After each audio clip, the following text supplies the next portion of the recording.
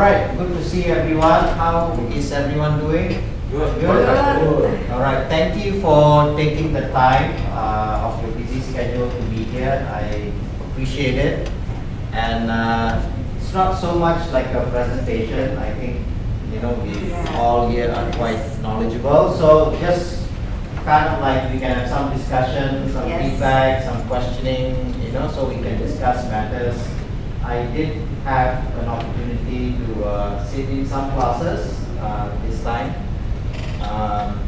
and I'll share a little bit about that at the end. And also I did ask to look at all the student response, like when they fill up the form. Good morning. Good morning. Thank you for coming. So one of the major theme was, or one of the major gripes most students had was regarding feedback. Okay, so the goal is just to have a discussion about that. Of course, this is from the student's perspective.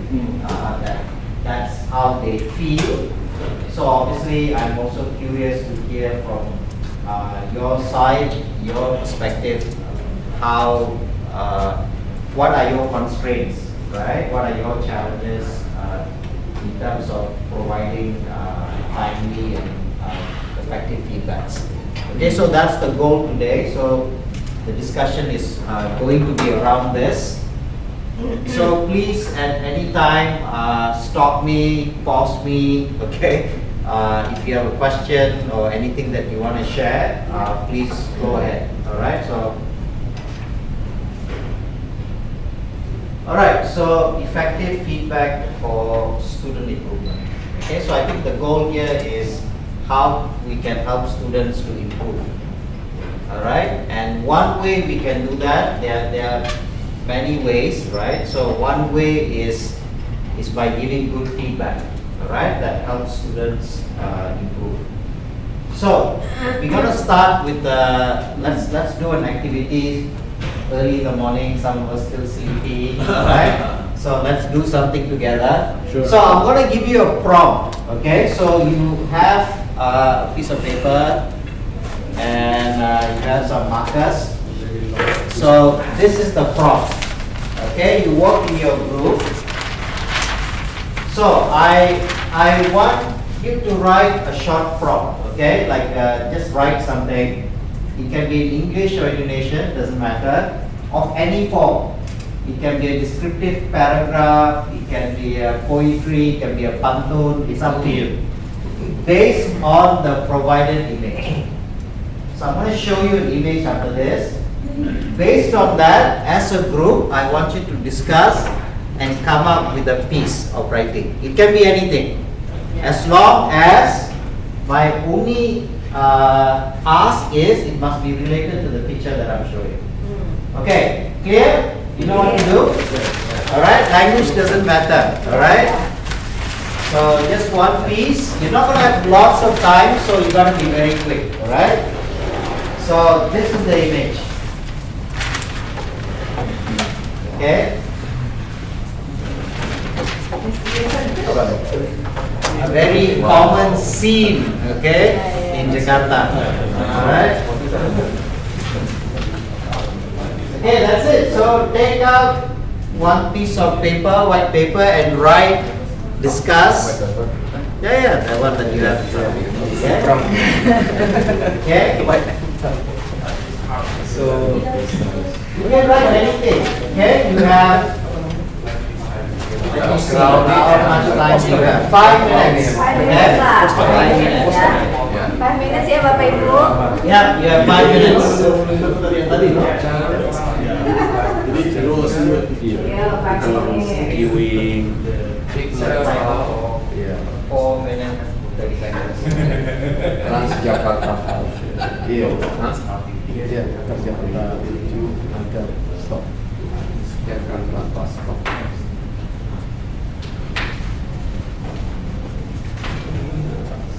Okay, you can discuss, class. Yeah.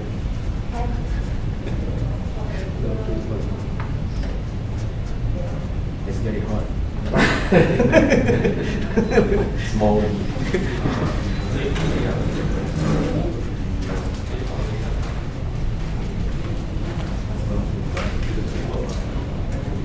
And unrelated picture of paramount players. Yeah. Yeah, probably. Badminton and what the Huh? Oh, you want to see the picture again? Okay. No, but not really. Maybe like a picture of badminton. And basketball. And pictures Itunya apa namanya di Oh,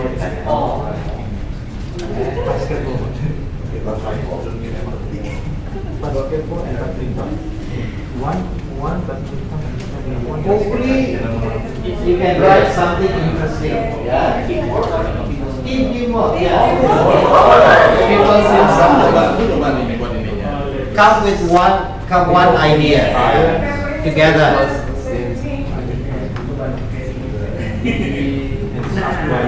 Transportation.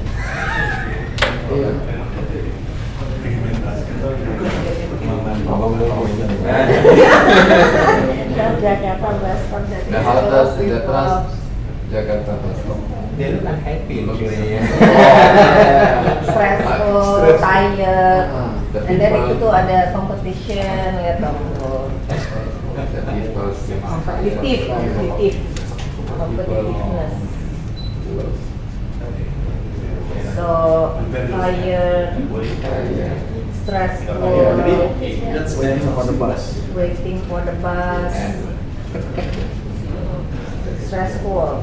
Aku jadi member sini apa ya? Iya dong. Apa nih orang-orang nih di sini?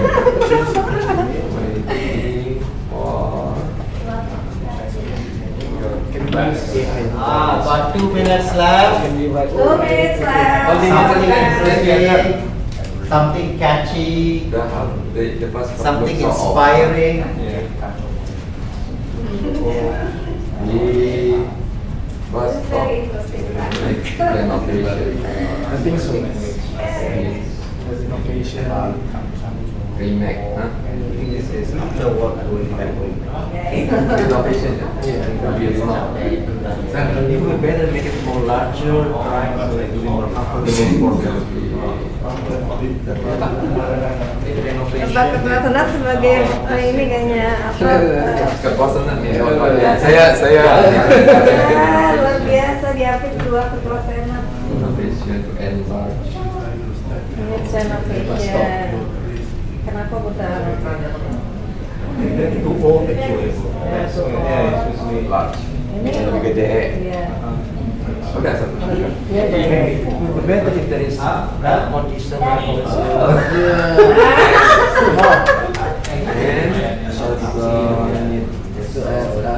AC similar to MRT. You guys are Ngomong-ngomong nanti ada pengumuman dapat pengumuman. Ya gampang lah nanti Dapat beda belum tuh Pak Iwan?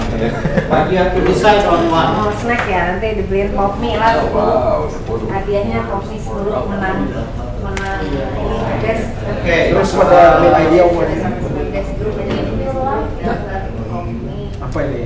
Idenya apa ya yang mau dibuat?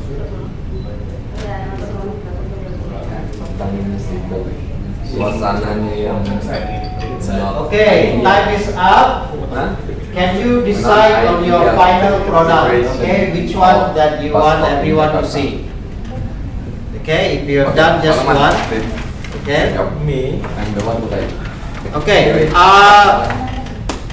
Do we have something to paste it on the wall? Oh ini blue tag. Yeah.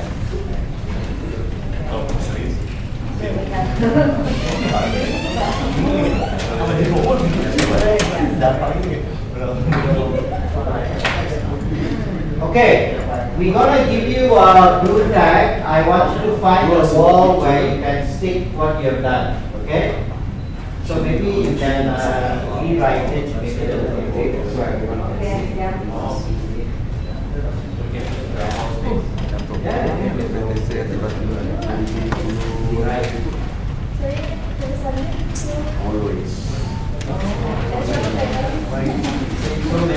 so many of us are wearing glasses, so like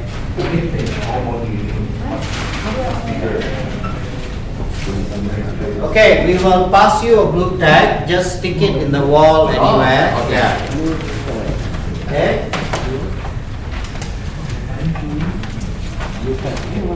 Kalau ini mah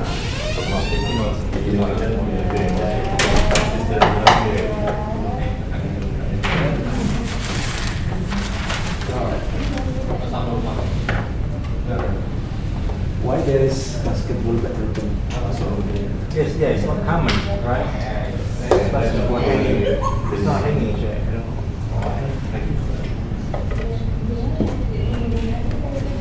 From the Asian Games. No. That's Asian Games. Okay, you wanna stick it? Take some blue tag, stick it in any side of the wall.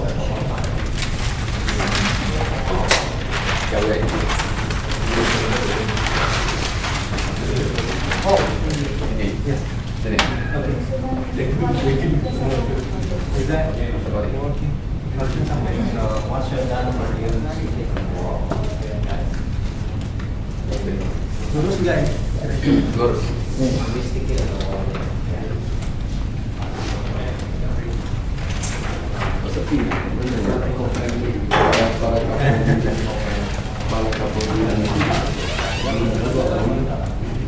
Masih ada? Cukup? Wow.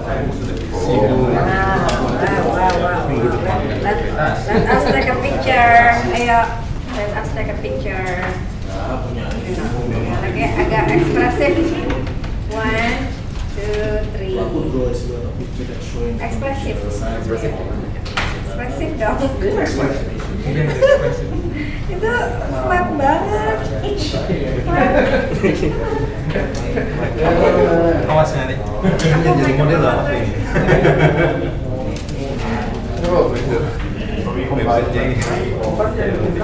Iya dong.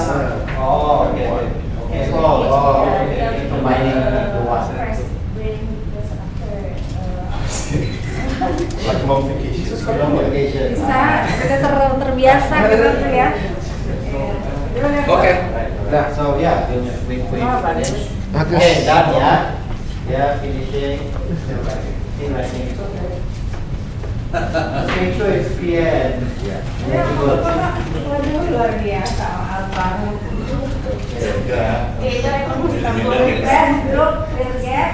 Get what? Get something? Items of pot me. Kumpulan ini. Amis. Given by our head of Amis. Asosiasi Ami Instan. Amis. Who is the Amis? The head of Amis. Yes, Amis, ya. Siapa? Pak Iwan, ya. Salah ya.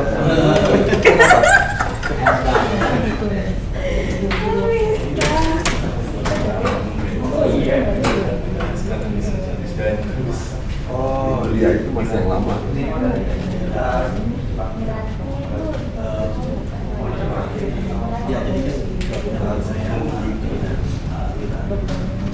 Okay, this is the first group to finish. No fuss, just get it done. Yeah. Get it done, yeah. Nothing fancy.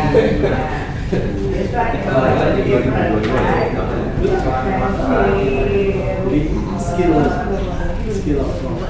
You know Soalnya itu di adjust. Ah,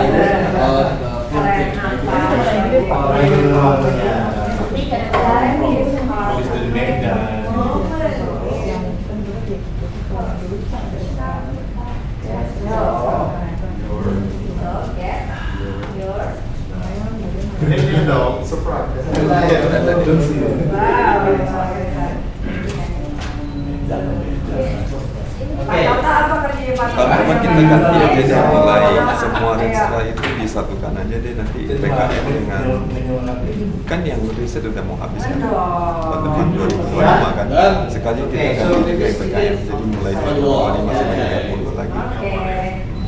Kan kemarin gara-gara ada pandemi itu, terus ada peralihan dari papan ke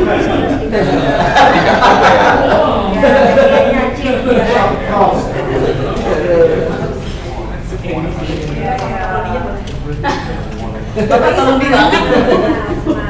Ayo silakan, musimnya di sana sama aja. Sengaja dekat Pauman di jalan. Biar cepat ini. Kapan mau dia? Sebenarnya sama HRD, Pak. Tadi mau suruh buat itu gambar describe. Small space here. Mestinya lebih ini ya, lebih ada ide gitu ya. Jadi kalau orang finance malah terlalu imajinatif, Pak. Ya, perspektif kurang dari finance perspektif ini perlu diapain gitu. Betul lah ya. Too late. Okay. Apa Jir? Lu ada mau tambah Bu? Iya, silakan bantuin aja. Saya tadi mau Senang sekali. Tuh, kalian sudah lengkap nih. Tanya bertanya. Happy kan? Bye. Bye. Alright. So then I will join this group, ya. Okay, everyone's done. Yeah, we're just waiting for them to stick it. Wow, mereka tulis banyak sekali. Mana? Oh, dengan tulisannya cuma Enggak, we are the first one. Iya, pertama, Bang. Yang cantik. Yang tercantik dan termanis. Bener nih, bisa deh, bagus nggak hasilnya? Beda kan? Tulisannya nggak kelihatan Pak Raffi. Pak Raffi tulisannya nggak kelihatan.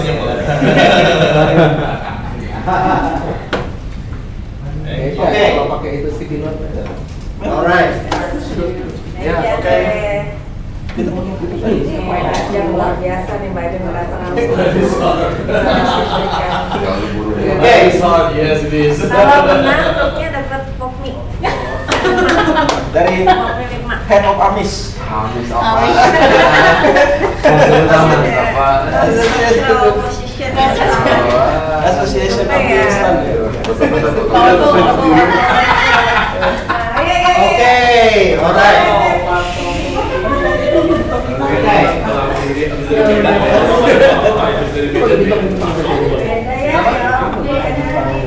Gimana yang kita minta? Butuh satu lagi, Bu.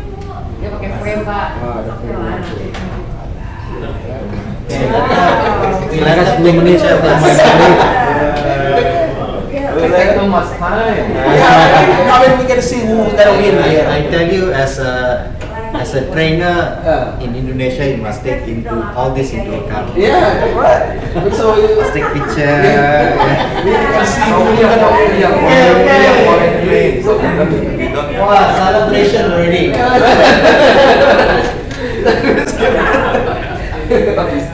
Okay, very nice.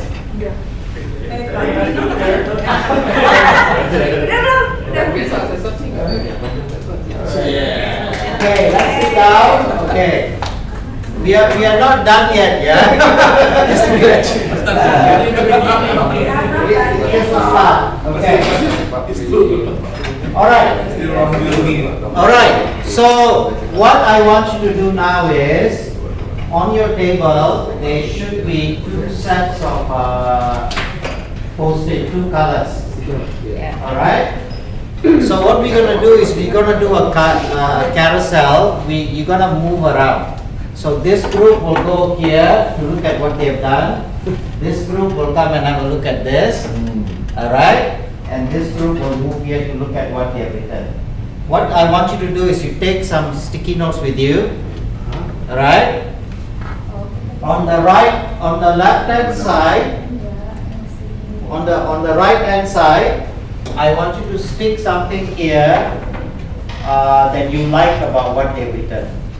Okay. Okay? Anything. It can be one or two things. Something you like about what is written here. On the left hand side, I want you to give them one feedback, maybe like something they could do better or something they can add, anything. We don't know. Okay? So that's it. And you want to put, it's up to you how many you want to put. So everyone take some, have a look at it. then just honestly just write whatever that you think on the right hand side. Stick some things that you like, that you find interesting, something that you're surprised by, right? And on this side, just maybe give them 1 or 2 feedbacks about what you think they can do better, all right? Or something you would like to suggest for them to add.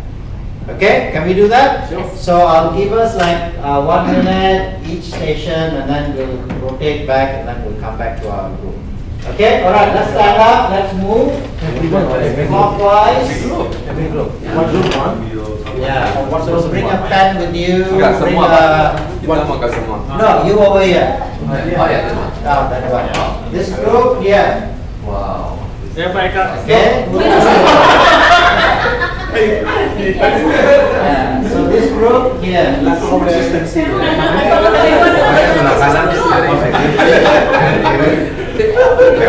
Okay, ya. Apa ini?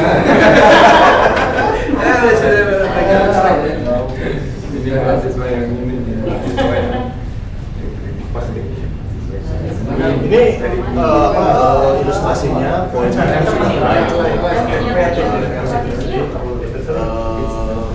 features ataupun apa namanya keywords to build di objektif. Keywords yang dipakai untuk mencapai objektifnya itu sudah mencukupi.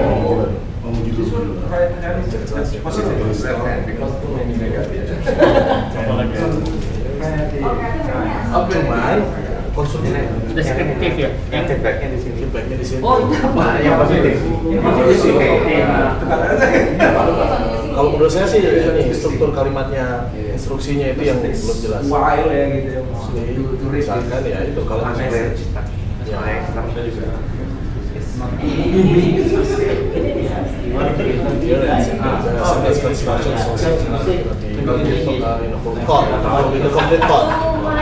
The mixture of yeah. Acting banget.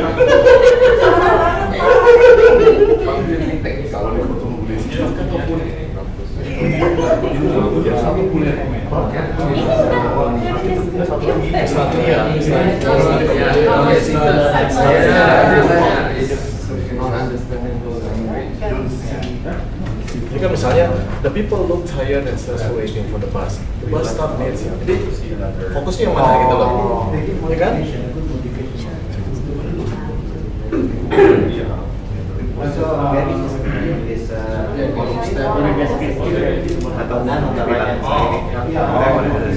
Karena kan kalau misalnya, kalau orang buat prompt itu frameworknya harus dibangun kan, keywordsnya oke. Tapi menurut saya sih framework yang ingin dibangun dari sana itu sudah ada. Pada things actually runtut prosesnya seperti apa itu yang muncul. Juga ada Nah ini kan bukan fokus ya.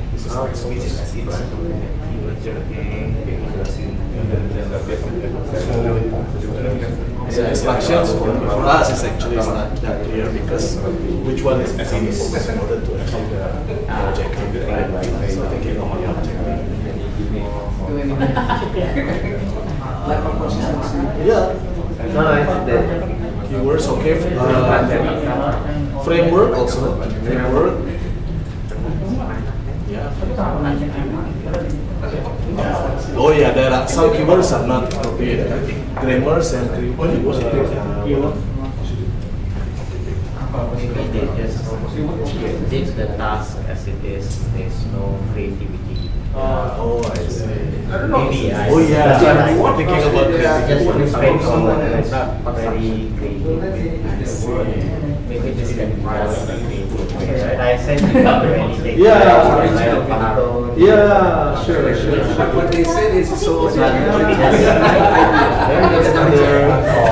Right, yeah, maybe. Because ours also is not that creative though. you also realize something. If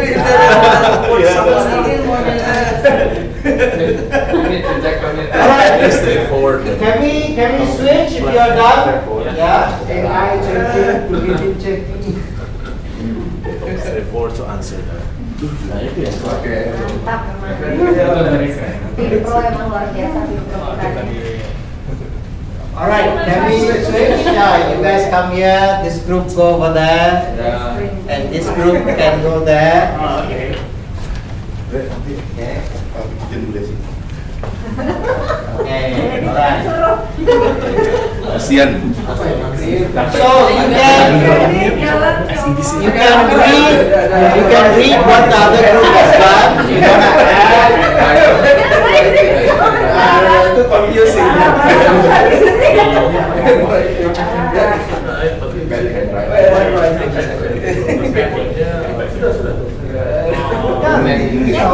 Feedback is not very visible, right? Yeah. It's like kind of an exam like this. Picture. You don't have to. No, probably they will get full mark. Yeah, just look at a few sentences. If I get sentences correct, that's it. Word. Keyword. There's keywords. That's it.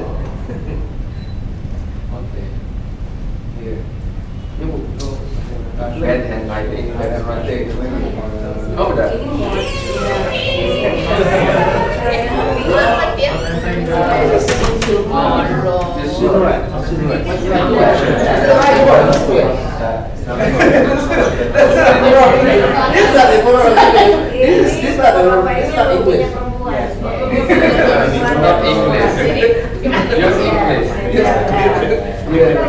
Use proper English. This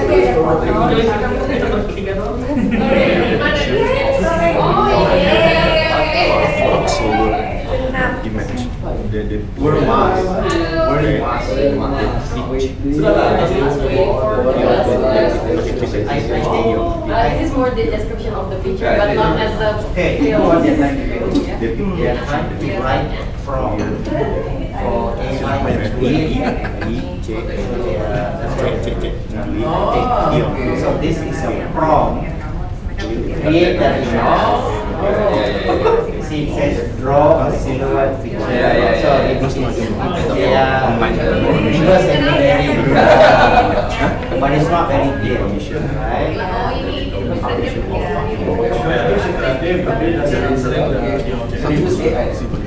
Dikasih komen. Interesting use of AI. So they try to like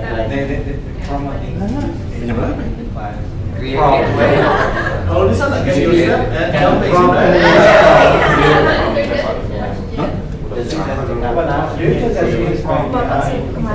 No, that's not.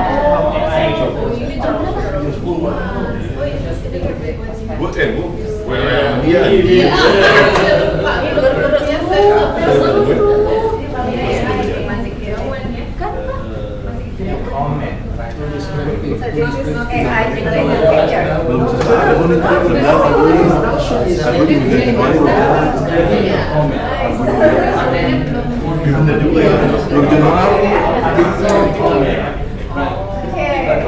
Alright, can we switch?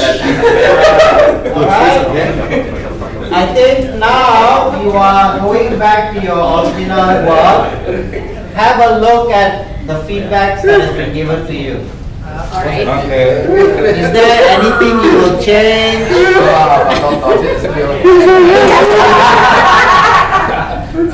Alright. Go back to your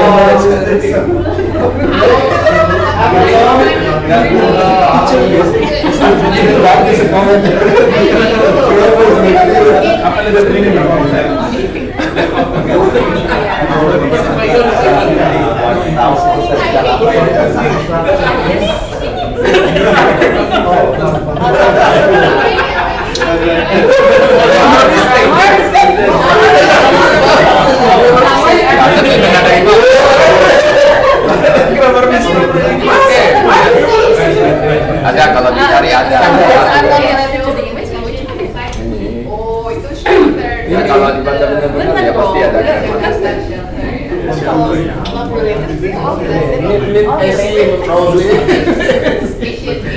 Similar. Oh iya, be more positive. Kalau kita sih on time loh, mereka yang sampai 10 menit loh. agree with this. I think that some kind of comment will be negative and positive. The feeling is negatif. Masalahnya sekarang Select keluar. Gitu diminta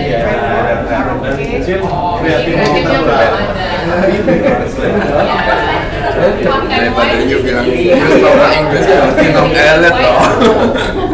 Itu kreatif. Maybe you will get the email. Jadi sih, use proper English. You know elet ini. Mungkin yang lain bukan parabol lain. Kayaknya sih. Artinya grammar yang disasar gitu kan. Jawab aja. Ini kan bukan kelas ini. Okay, everybody go back to our seats. Right? Rare occasion to have you. Okay. Hater. Ini hater Pak, hater.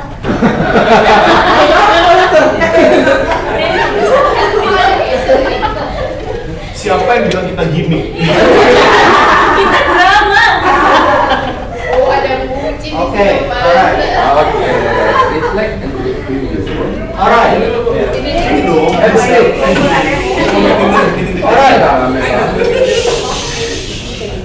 Alright. So you managed to look and then you managed to write some feedback. You went back to your own group and you were able to read. So what are some thoughts that came to your mind as you saw when you came? When you went around and when you came back to your group? What are some thoughts that came to your mind?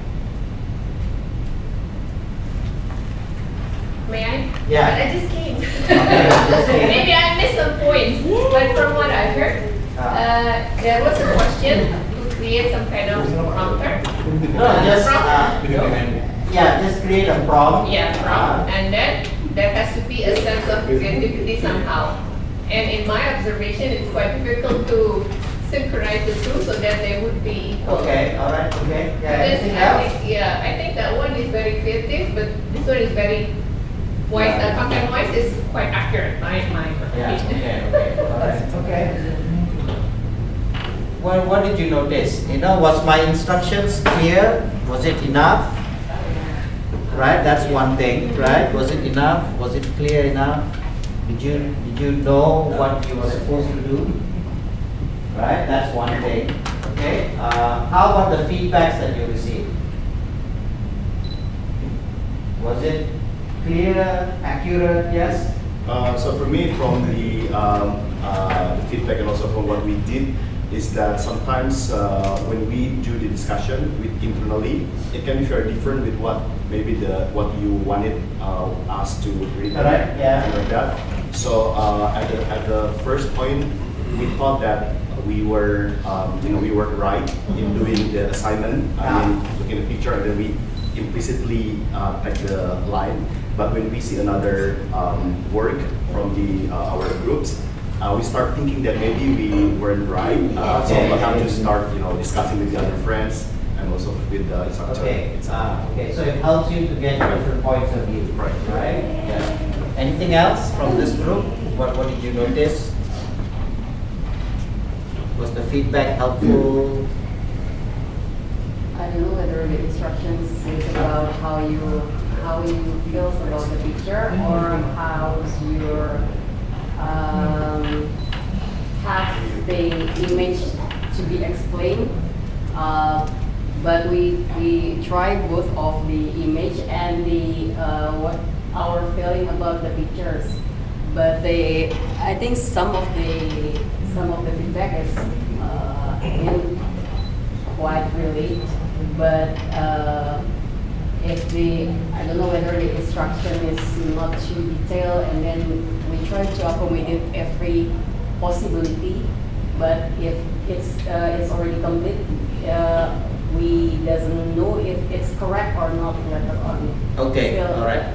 Okay. Yeah, I just want to say something that when you make the feedback, right? So maybe it's too abstract. We look so many angles here. So Yeah. something like that. That's the creativity, Yeah. right? right? And some maybe too like descriptive. They describe this. Yeah, yeah. So many angles. So we have to narrow that down. What we are going to look at this feedback. Like what is it that you're giving feedback to, right? Yeah.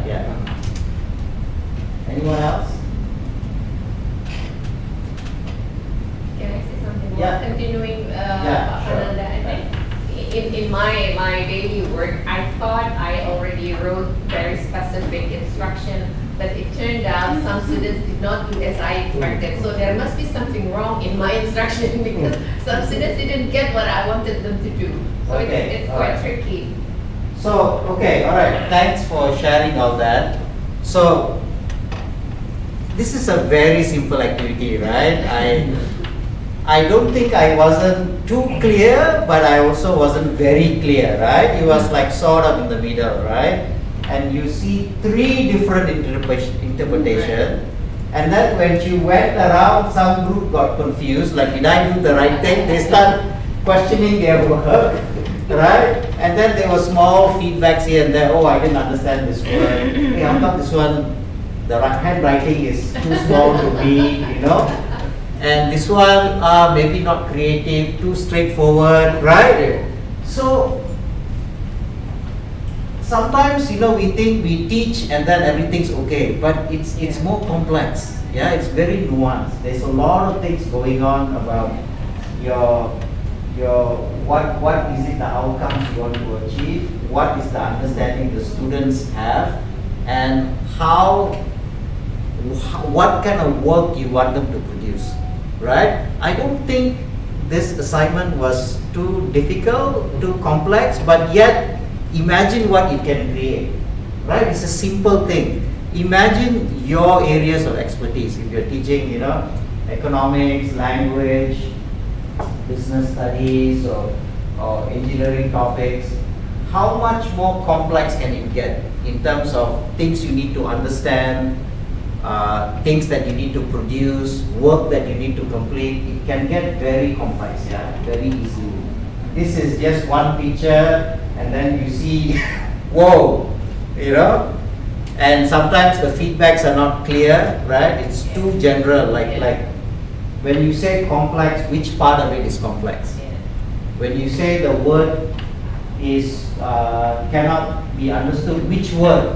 Which one are you referring to? There's a lot of things, right? So what we want to try to do today is to unpack some of these things. Yeah. So we're not gonna figure out everything. We're not gonna get answers to everything. The first thing is it's complex, right? What the intended outcomes and what is achieved is not easy, right? And I always say this: teaching is both a science and an art, and you need to have both to be able to be effective. So it's not easy, right? And we are talking about the transfer of knowledge, and for it to be effective, one of the component of this is what we call feedback. So accurate, precise, timely feedback can help. So imagine if our students, this is how they feel. They go around getting feedback and they're confused, you know, like, what do you mean? I don't understand. What is it you want from me? Did I do this wrong? So imagine they're not taking one subject, right? They're taking so many subjects. So imagine everywhere they go, they're not clear what is required, or not everyone will feel this, but you know, it adds up. Okay? So that is why the benefit of just being very clear, very precise is very important. Alright, so the intended outcomes can be achieved. So thank you so much for taking part in that interesting thing. So hopefully your blood's is circulating right now. Okay? Alright, so these are the things we're going to look at. Number one, why feedbacks, what do they matter? We're going to look at types of feedback, characteristics of effective feedbacks. I want to share a few practical frameworks that you can think when you're thinking about feedback, and then we'll finish up with the growth mindset. Okay, so first thing, why it matters. Alright? So I don't want to take too much time. I think there's an email has been sent to you. Yes. I think a document was sent to you. So can you quickly have a, you don't have to read it, but just quickly scan through the document. Since we are all researchers and we are bound by academic evidence, right? I have compiled a list, alright, about why feedbacks matter.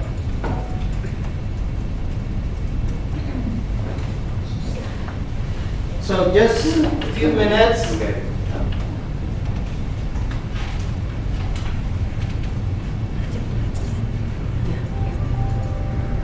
Mbak Jem udah nerima belum emailnya? Udah.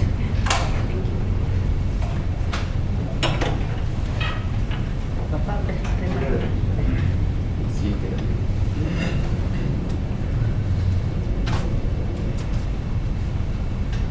So I listed about 7 things based on some research of why good feedback matters.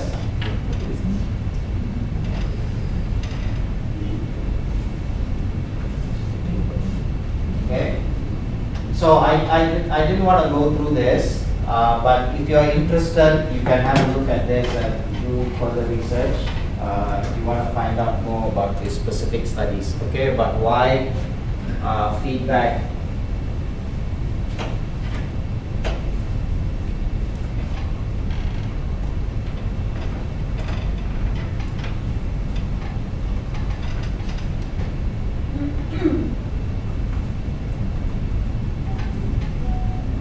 okay, so in essence, even our bodies, right, through our sensory perceptions, right, we are taking in information and we are processing it, and it's like a feedback loop.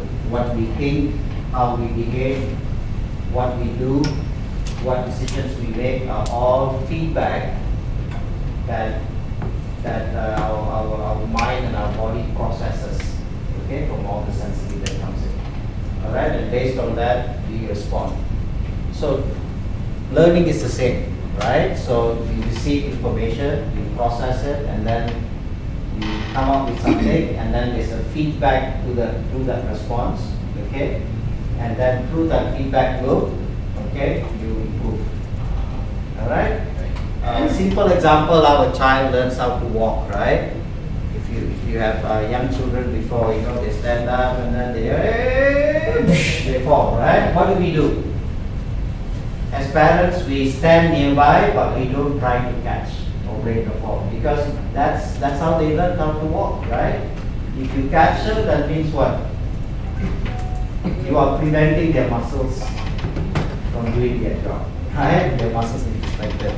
So yeah, so as parents, you know, you see young kids walking, and then the parents are there. Oh, just make sure the fall is not too bad, right? As long as the fall is manageable, you let them fall. So they get up, they walk again. Then after a few attempts, yay, celebrate, my child walked, alright? From crawling to walking.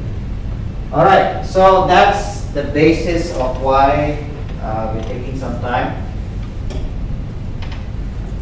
So, effective feedbacks feeds into the feedback loop, okay? So when we give constructive feedback, it motivates students, right? The right kind of feedback will motivate the student, like, okay, good, I'm learning, right? I come to class, I didn't understand something, I learned some new concepts, I'm able to figure it out, I'm given some assessment, I can do it, I made some mistakes, I got some good feedback. So, when students have good motivation, engagement will increase, right? Then students are asking questions, okay? They're getting more bold, right? They are offering suggestions, okay? They are maybe beginning to challenge your hypothesis. Hey, how about this, right? So engagement will increase. Naturally, their academic achievement will increase, right? Now, when they do that, they'll have a deeper connection with the material. Okay, and that itself, hey, how's your Finance 101 class? Fantastic, I'm enjoying it. You see, and then it feeds back, right? It feeds back. So that is why a good feedback can break or make your class. That's what I think, right? Because it is a chain of events. Okay? So when that chain is broken, now it is more challenging for some of us because your contents are sometimes more difficult. Like if I'm doing Algebra 101, yeah, it's okay, right? They've done this in school, I'm repeating this again. You know, yeah, maybe one or two students need a bit of help, but you know, when they're being introduced to college work, right? When it's a little bit challenging, this is where feedback becomes very important. Once that chain is broken, students feel like they're not doing well, then guess what? Their motivation boost goes down. Then they'll start questioning, am I taking the right course? Right? Am I in the right course? Am I in the right school? You know, they start, you know, all this starts coming in, right? And that will start affecting their engagement. And then they'll start missing class. Academic, so you miss class, what happened to your grades? Goes down. But it all can be linked back to feedback. Sometimes, I'm not saying it's always about feedback, right? There's feedback in many other areas, okay? Adjustment to campus life, adjusting to university life, there's a lot of other things. But one of it, where they spend the majority of their time, is in the class with you. So if multiple cycles are broken in different classes, that affects student performance as well. Okay, so feedback, constructive feedback is very important. Okay, it's not about getting things right or wrong or making mistakes. That's part of learning, right? But the feedback is absolutely crucial.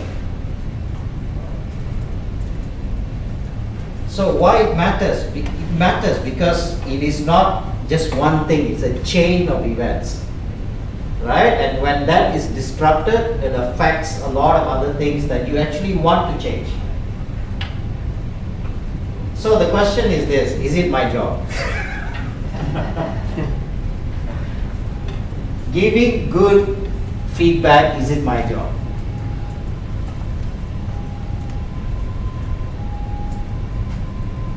The reason I'm asking this is because I've come across people who do not feel this is my responsibility. It's the student's responsibility to learn. They need to put in the work.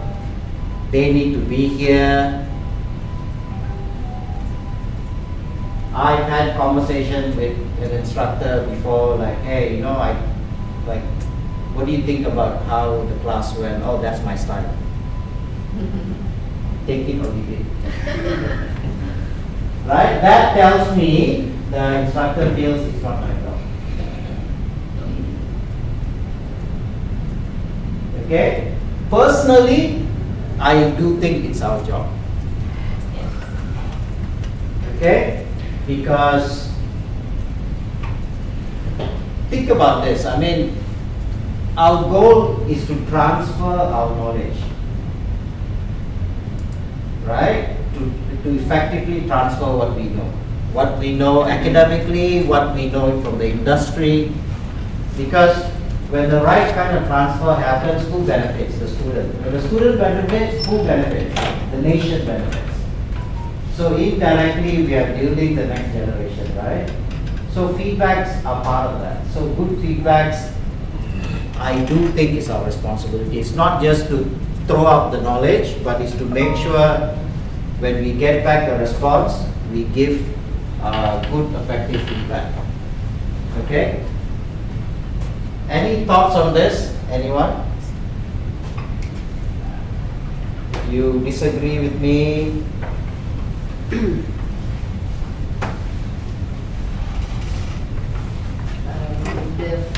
The feedback that's required as the lecturer's job is actually only related to the content or context of the material, right? Correct, yeah. Because as some of our students may be the one that with extensions, the one with issues or problem, they also have kind of attitude that we cannot like anticipate. Although if we have the exam or the quizzes, if it's wrong or maybe partial correct, partial incorrect, and then we put in the canvas is very helpful, right? With all the field that we can fill in, but it's only like our content on the feedback for our material, right?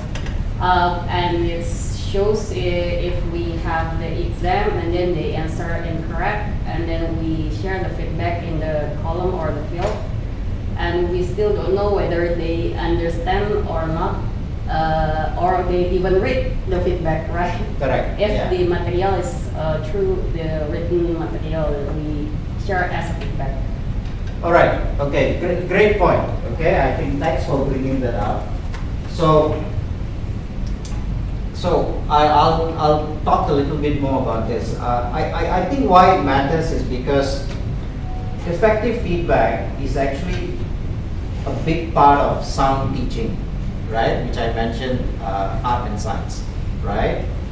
So sometimes it is not that you're not giving feedback, but it just may not be effective because of the structure or the way it is built in. I'll give you an example. I was sitting in this class and there was this lesson which is quite some difficult concepts probably, especially the mathematical part of it. So I could tell the kids were not getting it already, right? I can sense, right? And the lecturer even asked, what do you guys think? The students themselves even said it's hard. But the lecturer continued.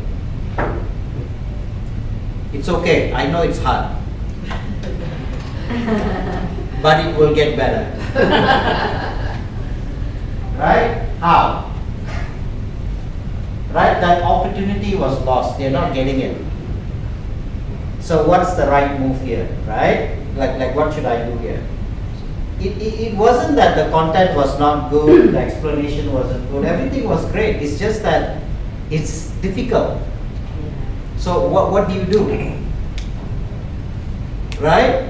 Maybe a different strategy would have helped. Like okay, that's feedback, right? The students are saying, I don't get it, it's hard. And then when the assignment was given, okay, later I will give you some work for you to try. Then you will get it. No, I don't get it now. How am I got it later? Right? As an observer, I'm thinking, right? They don't get it now. How are they going to get it later? So sure enough, when they were given the exercise, they were struggling. A better strategy would have been maybe, oh, you guys don't get it? Let's go through this again. Let me go through it step by step. Step 1, this is how you answer the question. Step 2, you look at this column. Step 3, you label it clearly. Step 4, you ask this question. You explain your thought process, right? Because you're the expert. When you see this document, okay, how you calculate, mortgage interest rate on a fixed rate. For you, you've done this a million times, right? Yeah. These kids like, what is mortgage, right?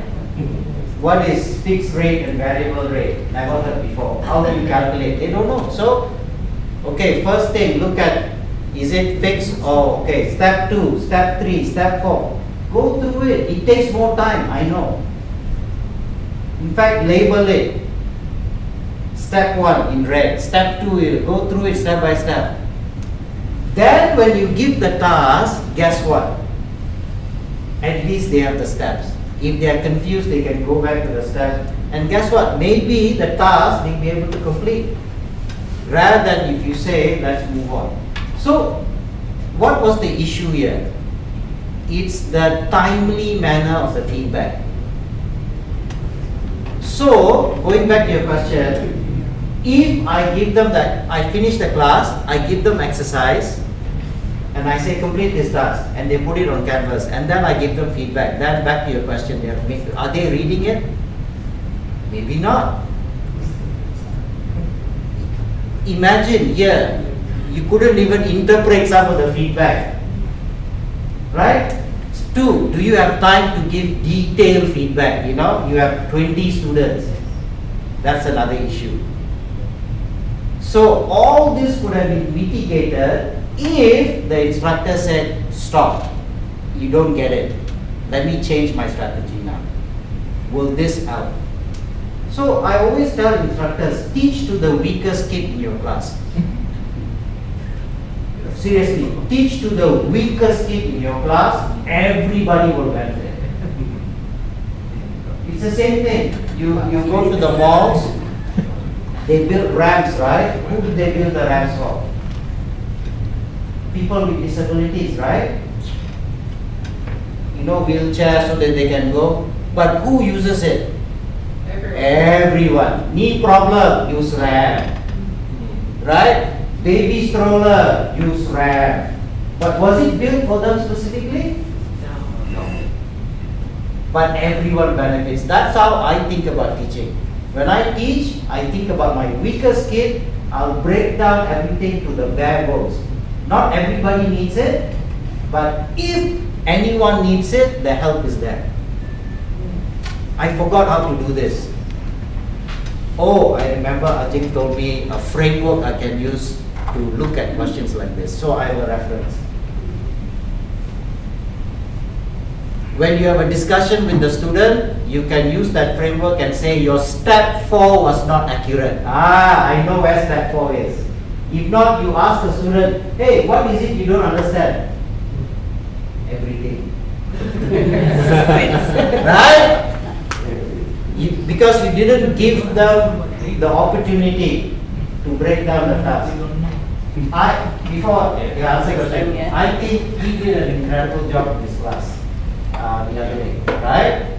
Because it was accounting, right? You know, accounting is not easy. That's why I'm not one, right? But what he did, which I thought was brilliant, there were only 2 students in the class.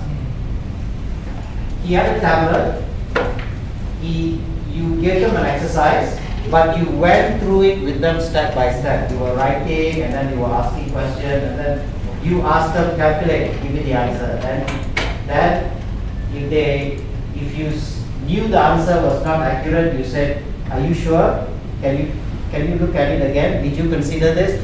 He actually literally walked them through the task, and they were doing it. Did you give them marks for that as well? No, it's ungraded. Ungraded, okay. You know what? You can go a step further and give them grades. Tell them, we'll do it together, I'll help you, but you talk me through the problem. I'm not going to talk you through. You talk through the problem, I'll fill it up, and I will help you whenever there are challenges, and you're going to get 10 marks for this. Use your time effectively, right? That's good feedback because it's timely. As I'm doing it, you're correcting me. Hey, don't forget this step. You did not consider this column here. What kind of expense is this? So I thought it was a brilliant class. Now, then you gave them 2 questions to complete, right? See, I have a model. Now I can do it myself. I've already got 10 points. I just need to earn my 20. That I can do. So help them, right? Now, in your class, there are always be students, even if you don't show up for your lecture and you don't teach, they will still get A. There will always be students like that, right? Then there is a bunch of students. Even I tell them every No. This is the bunch that your teaching matters. If you do well, they need it. That's the group. They will pay attention. They will ask questions. Now, of course, you always have this 10%. Like I don't care where my look, I will provide the help that they need, but then back to your question, at the end, if I done my part, then there's nothing else you can do for these people, right? That's how I look at it. I've given you the framework, I've given you sample work, I've shown you what a good work looks like, I've provided, because these are your weakest kids, right? Either because of ability or attitude, either way. But I provided you everything you need, and if you're still flunking, then it's not my responsibility. But at least 80% is all covered. Back to your question. You had a question this time. Actually, I think you just answered. I want to elaborate. What's the definition of weakness? Okay. Like I said, weak can be because of attitude. Weak can be just learning disability, right? Maybe, like for example, I always felt I'm not good at math. I'm not terrible at math, but I'm also not very good at it. But amazingly, I ended up becoming a math teacher, which is funny. But I realized a big reason why I wasn't good at math is the way math is taught in schools. It's terrible. There's no context. It's always formulas. There's no stories behind it. That's why I struggled. I realized. So better instruction could have helped me. So likewise, if you focus on good instruction, the chances are 60-70% of your class will be covered. The 30% is miscellaneous stuff, okay? You may have child with dyslexia, on the spectrum, or all learning disability, yeah. So they may need that breaking down of things to the bare bones, right? Yeah, that's what I'm trying to help. So I always cohort to cohort, it varies. Your definition of the weakest may be different. So I think just take note, like who are your audience, right? Yeah. Yeah. So hopefully that helps. So look, it matters, and I think it is our job, right? I think we have giving good feedbacks have to be part of what we do. But like I said, it doesn't put all the responsibility on you, and I think if you've done your part, and then the students need to do their part. Okay? So, feedback is an intrinsic part of both personal and societal evolution. Okay? In the areas of brain development, learning, emotional intelligence, performance improvement. Okay? Feedback is always important. Okay, and in so many areas, people thrive when they receive good feedbacks, not criticisms. Okay, nobody likes to be criticized, right? Nobody likes to be told off, Yes. right? People do appreciate and want constructive feedback, right? Because there's so many areas we need to improve. Instruction is only one part. How about your personal life, right? Relationships, your relationship with your child, with your spouse, needs to improve, right? I mean, these are all different skills, friendships, adjusting to life, you know. The world nowadays is changing at such a fast rate. You need to adjust and change. You need feedback, right? Education is changing, right? I mean, you can't teach the way maybe we taught 5 years ago. Things have changed. Right? So things are changing rapidly. So Yes. we all need feedback, right? To improve our craft, and you know, today you can't just tell a child, hey, write an essay. Easy one. Go home, chat GPT, all done already. Right? So how do you get authentic work? It has to change. A lot of it has to be done face to face. Yes. Okay? Write me a sentence now. Right. Exactly. I'm not going to give you go home and write. You're not going to write. The temptation is too great. Yeah. Right? Even we, how much writing do you do? right? I use ChatGPT Yeah. all the time, right? So again, then why should we stop them from doing it? So if you want authentic work, your instruction needs to change, right? So again, we are continuously adapting. So feedback is so important, right? So types of feedback, okay? Again, I've given you a document. Can you have a look at it very quickly?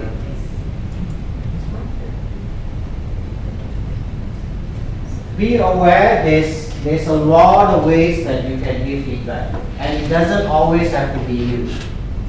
Okay, sometimes we get stressed, or oh, do I have to do all this by myself? No, you don't have to.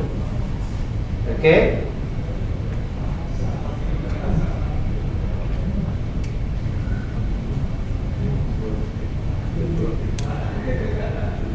So let me look at this document here.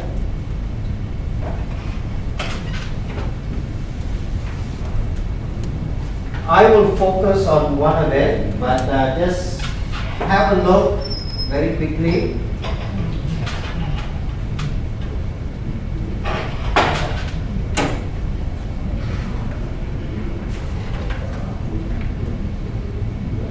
I thought you would be focusing on peer feedback. Peer feedback, unfortunately not. Oh. But if you have a question regarding that, yeah. Peer feedback, usually we use that with UA, but it's only to 1% or 5%. So it's not really significant. Okay. Yeah, alright. so that's very limited because the thing is we don't really trust the student. Yeah, They can just yeah. 100 all go your Yeah. friends. That's the point. Yeah, that's why it's only maximum. maybe So 5%. I think when I talk about feedback, I'm not talking about part of your coursework. Okay? Okay. I think that's if the course requires it, yeah, you do it. It's insignificant, yeah, it doesn't matter. I'm talking about this kind of feedbacks to inform you of students' learning. Like for example, how many times when we ask, any questions? Within 2 seconds, you okay, let's move on. Next slide. Right? Even if you wait, let's say, any questions? Which student will raise up their hand and will say, yes, I have a question. I do not understand the whole thing that you're. Who's going to say that? Who's going to admit? Who's going to volunteer and look stupid? They're not going to do it. You know, our students, okay? It's not like if you're teaching overseas, yeah, you talk rubbish, the student will raise and say, what rubbish are you talking about? They are confrontational, they are not afraid, they've been trained to be, upfront. Our students won't do this, so don't ask that question. Right? So instead what you can do is, you can use peer feedback, like this, right? Alright, okay, so I've shown you how to solve this problem. I'm going to give you an example. So everyone, do question number 2. Do it now. Okay, so they do. After they do, finish. Alright, pass it to the person next to you. Right? Okay, any volunteers? Can you want to share the solution? Somebody stands up, gives the solution. Is that correct? Yes, that's correct. Now, you're holding your friend's paper, right? Now ask the question. Guys, based on the piece of paper you're holding, how many people got the answer right? Hands will go up, right? This is not my paper, this is it's her paper, yeah. She got it wrong. Right? Guess what? Immediate feedback. If most hands goes up, they understand, that means what? It's feedback to you, they get it. Can you move on? Yes. If 20% only hands up, everybody else got the answer wrong, then what does that mean? It's information to you. They don't understand. Is it your fault? It's not. You had a strategy to instruct them, and you executed your strategy, but it didn't work. So what you need to do, you need to use another strategy now. Okay, it seems like this, you guys are still finding this concept difficult. Let's revisit this. Now you can have conversation, okay? Why couldn't you get the answer? Where was your challenge? What did you find difficult? So you can ask questions because you are for it. So see the difference instead of, guys, any questions? Alright, no, let's move on. Okay. Instead of, alright guys, let's take a break here. Do question number 1. Now, take a piece of paper, right? Exchange. You see, peer feedback, not for marking, for information. Very quickly I can know whether they get it or not get it. Then I move on to the next concept. By the time I leave the class, I always ask instructor this question. How do you know today the students understood what you intended to teach? And so many of us do not know because you don't collect the information. Right? So these types of feedbacks are not for assessment, it's for you to get information. Are they getting it? Not getting it. Peer feedback is easy. Who's doing the work? They are doing the work. You're not doing the work. But the information is relevant. So use different strategies at different times for you to get the information. You can even do this, right? Right, give them a long question, work in groups. When they collaborate, they learn from each other. Or someone who doesn't understand observes how someone finds a solution to this. So it's also learning, it's a different type of learning, right? And then make them walk, see other people's solution, they're learning. So what are you doing? You are just facilitating the process of learning. When you take 100% of the burden for learning, that's why you are so challenged and your hair all dropping. Okay? Because you are stressed. But outsource this to the good students. Right? Make them learn from each other. So use these strategies to benefit you. Okay? So that your job can be easier. Because what you have, I think it's science, if all you do come and you teach for and you lecture for 80 minutes, it's a waste of your knowledge, you know? Because what you have is industry knowledge, you have, you know, you were talking about, you know, like, what were we talking about? Something in the industry, like how companies, people try to, yeah. He was giving some very practical examples what actually happens in companies, like how they manipulate the numbers, right? Yeah. So it is good thing to know, right? Like how to identify whether people are messing up the numbers, right? Something like that. Yeah. That is so valuable. Where can you learn this? Textbook? No. That is what you should be transferring, not lecturing, you know. So that part outsource, right? So make it, I think so so what I want to do is I'll just focus on one type of feedback, which is formative feedback. Who knows what formative feedback is? I think it is after one chapter is given and then we want to know whether they master it or not, how much they understand it. Formative or informative assessment is information you gather about student progress at different points. Okay? It's for two reasons. One is to check their understanding, and secondly to provide information if what you're doing is working. If it's not working, then you need to make some adjustments. Right? And this, in my observations, I don't see enough. Maybe this needs to be increased a little bit. So what does that mean? Alright? Assessment should be deliberately designed to improve and educate student performance, not merely to audit it. So whenever you give assessment, you're not auditing. Okay? Okay? So you're not doing an audit, but you're checking for student performance.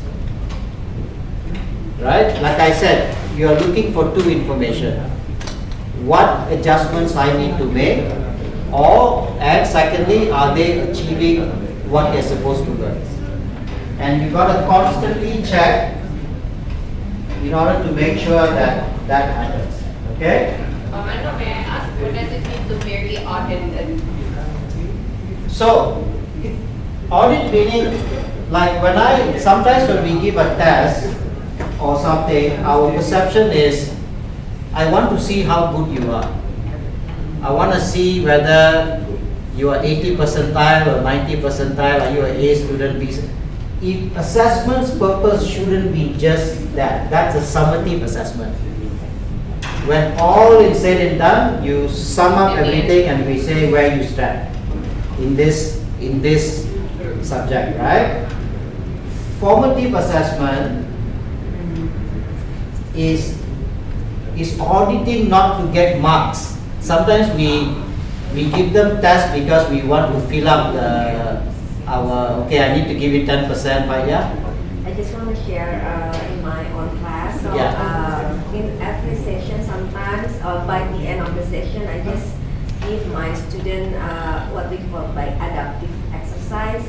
So they will start from the same page, and then, for example, for problem 1, okay, I can pass, and then problem 2, and the difficulty will be increased, and then maybe some of my students fail to answer, and then the apps will automatically generate new problems that more fit with this student, and then by the end of the exercise, I will get some kind of report about their progress. Okay. So adaptive is checking like how far the students can go, right? In a particular concept. So that's another way. So what I mean by that statement is we shouldn't look at assessments always about auditing the students' performance. Right? That's not the main purpose. Parts of it is also give us information, are we on the right track? Are students getting what we are trying to teach? So that we can make adjustments. Right? But it also gives us information about where they are at. Maybe this cohort you have is really good. They are moving fast.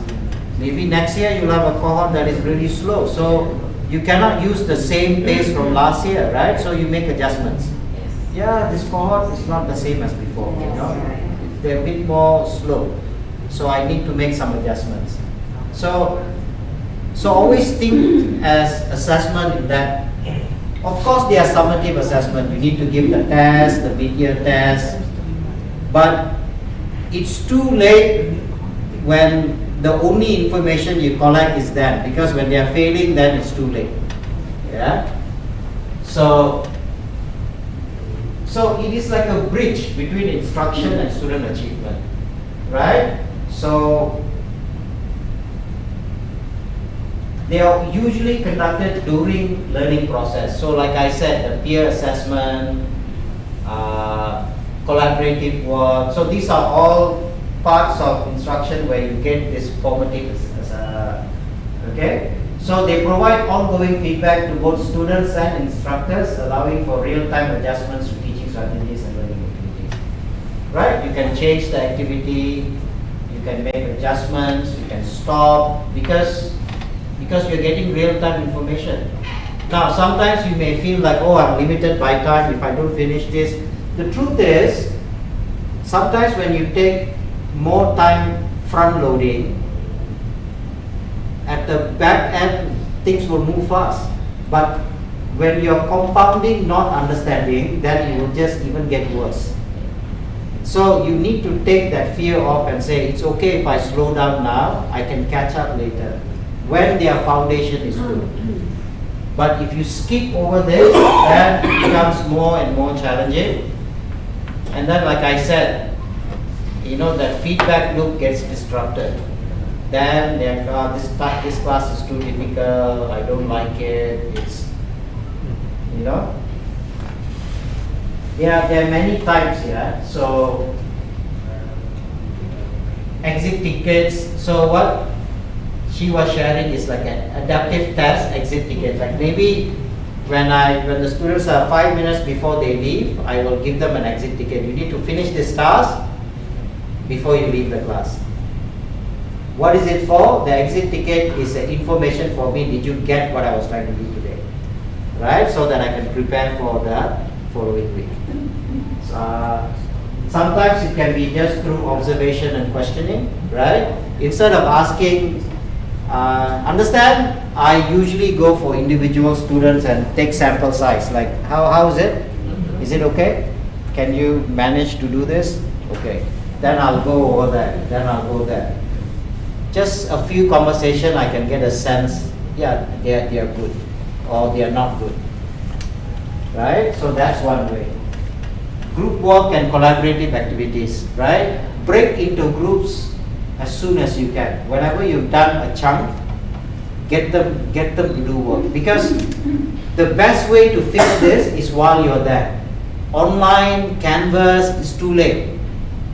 How do you give descriptive feedback online? It's very difficult. What are you going to do? Record your voice? Possible, you can use technology, record your video, write. What are you going to write? An essay? So utilize the time that you are in the session. Give them to do work very quickly and give them good feedback there and there on the spot. So you save time, right? And then when you give them assignments online, you will see better performance because the feedback in the classroom is good. Utilize the classroom time, right? Interactive notebooks, okay? Usually when I used to teach, I used to have like a blog or an interactive notebook. Meaning any questions that is brought up, any challenges I see in the classroom, I will just update every day. So any students can go to that notebook and get all kinds of information, extra resources, something we discussed in the class. When I say somebody asks a question and I'll say, okay, great question, I will put an example of that in the notebook. So there's always a go-to resource where updated information is being provided to meet. Oops, what happened? Signal is gone.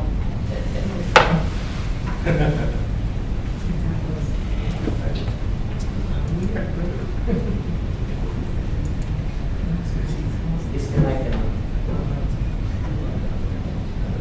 Oh yeah. Mano, I think it is time for coffee break. Okay, all right. Let me just finish up. Oh, that's why it doesn't work yet. Oh, It's okay. a reminder, hey. Yeah. I have to break. Okay, all right. Let me just finish this. Yeah.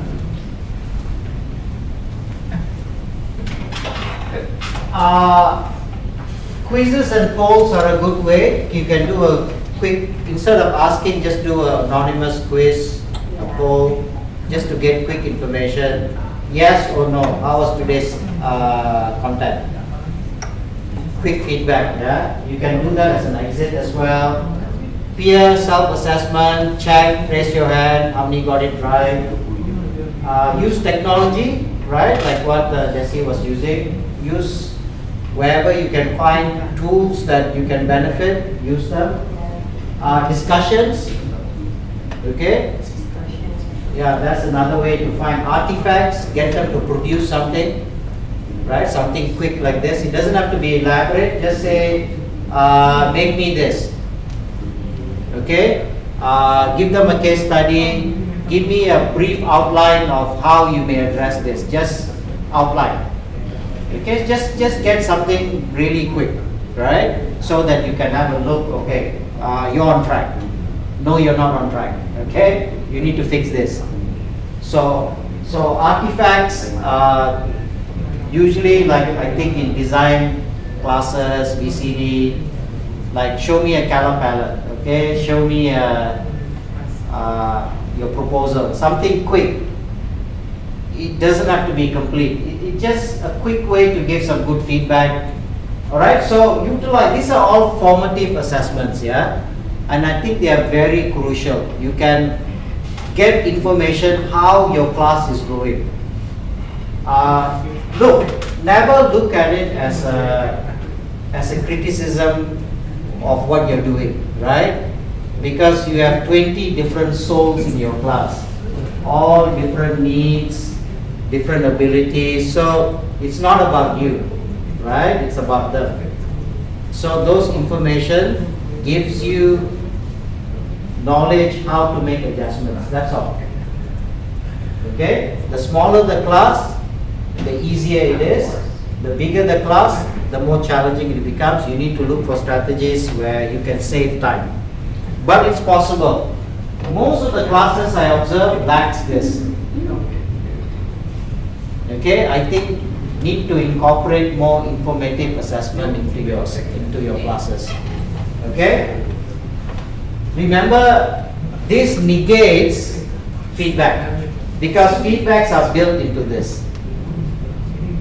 So you are reducing feedbacks when you weigh. By the time they have a test and then you have to mark all the papers and you give them feedback, especially when their grades are not good, it's too late. Right? They cannot fix it, you cannot fix it. It's better to deal with them earlier. So they know I've gotten enough feedback, but I did not work on it. Yeah? So the key is to ensure assessments are aligned with learning objectives and they provide meaningful feedback that involves both teaching, learning and teaching. Alright, so I was in this class, the students went up to present. It was very boring, they were reading from their phones. Yeah. To me that's not a presentation, right? It's not. They were just repeating information they found in Wikipedia, right? Now, the instructor said at the end, I wish you reflected. The note I wrote down is, why are you wishing? Why didn't you expect it? So, when you give tasks, that's an example, my task was, like I said, it's not too unclear, but it's also not very clear, half-half, but it wasn't enough. So when you give instructions to your students, be very clear about exactly what you want, how you want it. I would have, in this class, would have said, I do not want you to read your deck, right? I want you to compile the information, look and contrast what is similar, what is dissimilar, what patterns do you see. I want you to give me a summary or your reflection of what you read. And I want it to be only on 5 slides. Be very specific. I want the font to be, you know what, purposely make the font size big. Then they cannot put too many things. Right? All these are strategies, right? Because why? I want you to use the slide as a prompt. You need to talk with your eye contact facing. Be very specific. And then grade them. If you do these 5 things, you will get this grade. If you read, you copy paste from Wikipedia, you're not going to get the grade. Remember in our reinforce, introduce, right? So in language class, they learn how to speak, how to present. In your class, reinforce those. So be very specific. Don't say, no, I'm not language teacher, not my job. No, reinforce it. I say, I want your presentation to look like this. Professional. So be clear. Don't just say, this group, do presentation. No information. How many slides? What's the content? How time? There was no even time limit. I was just listening there, thinking, when is this going to end? Right? Be very specific. 3 minutes. When you go for job interviews and all that, they're very specific, right? 3 minutes. Share. At the end of 3 minutes, they will play music. Out, next. So they need to learn the skills, how to condense, how to speak confidently. So don't wish. Tell them what you want. Be very, very specific. So that provides, so that's a form of feedback, right? So you see, if you don't specify and then the presentation is not good, you are forced to give feedback. And then when you give them low score, they'll say not fair. Why you give me low score? Why? Your presentation not good. But you never say anything. Right? They can fight back, right? They can write, yeah, never say anything, never say how long, how many minutes, how many slides, what you want, just say present.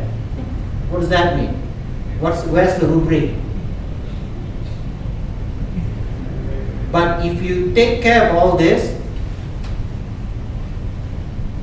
feedback is very meaningful. So you can easily give that great job, improve, you're getting there, you're not there, but you're getting there. Great job. Alright? 5 slides, good eye contact, good content, good reflection. I like especially point number 3. Great, done. Instead, you see how much time is wasted? Yeah. Students spend a whole week doing the presentation and then the instructor says, I wish. Opportunity lost. Nothing against the instructor, he was a great instructor. I really enjoyed his class. I just thought it was a missed opportunity in the assessment. Okay? Alright, let's take a break. Alright, and after this we will address an elephant in the room. Okay. Let's restart. So I need to finish before 11:15. Alright. So in your group, very quickly, what do you think effective feedback look like? What do you think an effective feedback should look like? Just discuss in your group very briefly. If you have some thoughts, ideas. Objective. But it's really difficult. No need, just discuss verbally. Very difficult, right? Why you are you interested in writing it? No need. Just verbally discuss. If you look at this, 1, 2, 3, which one is best?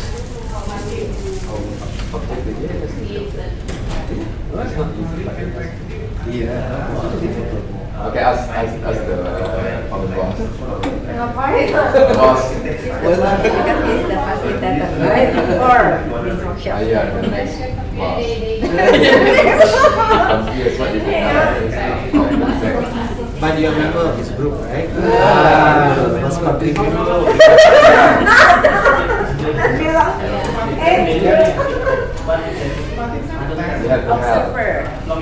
If not, you want to cut.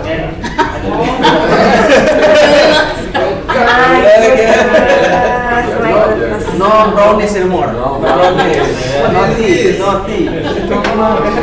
In person, only 2, not more. Okay, change the subject. Effective feedback to be constructive. Yeah, be clear, be concise.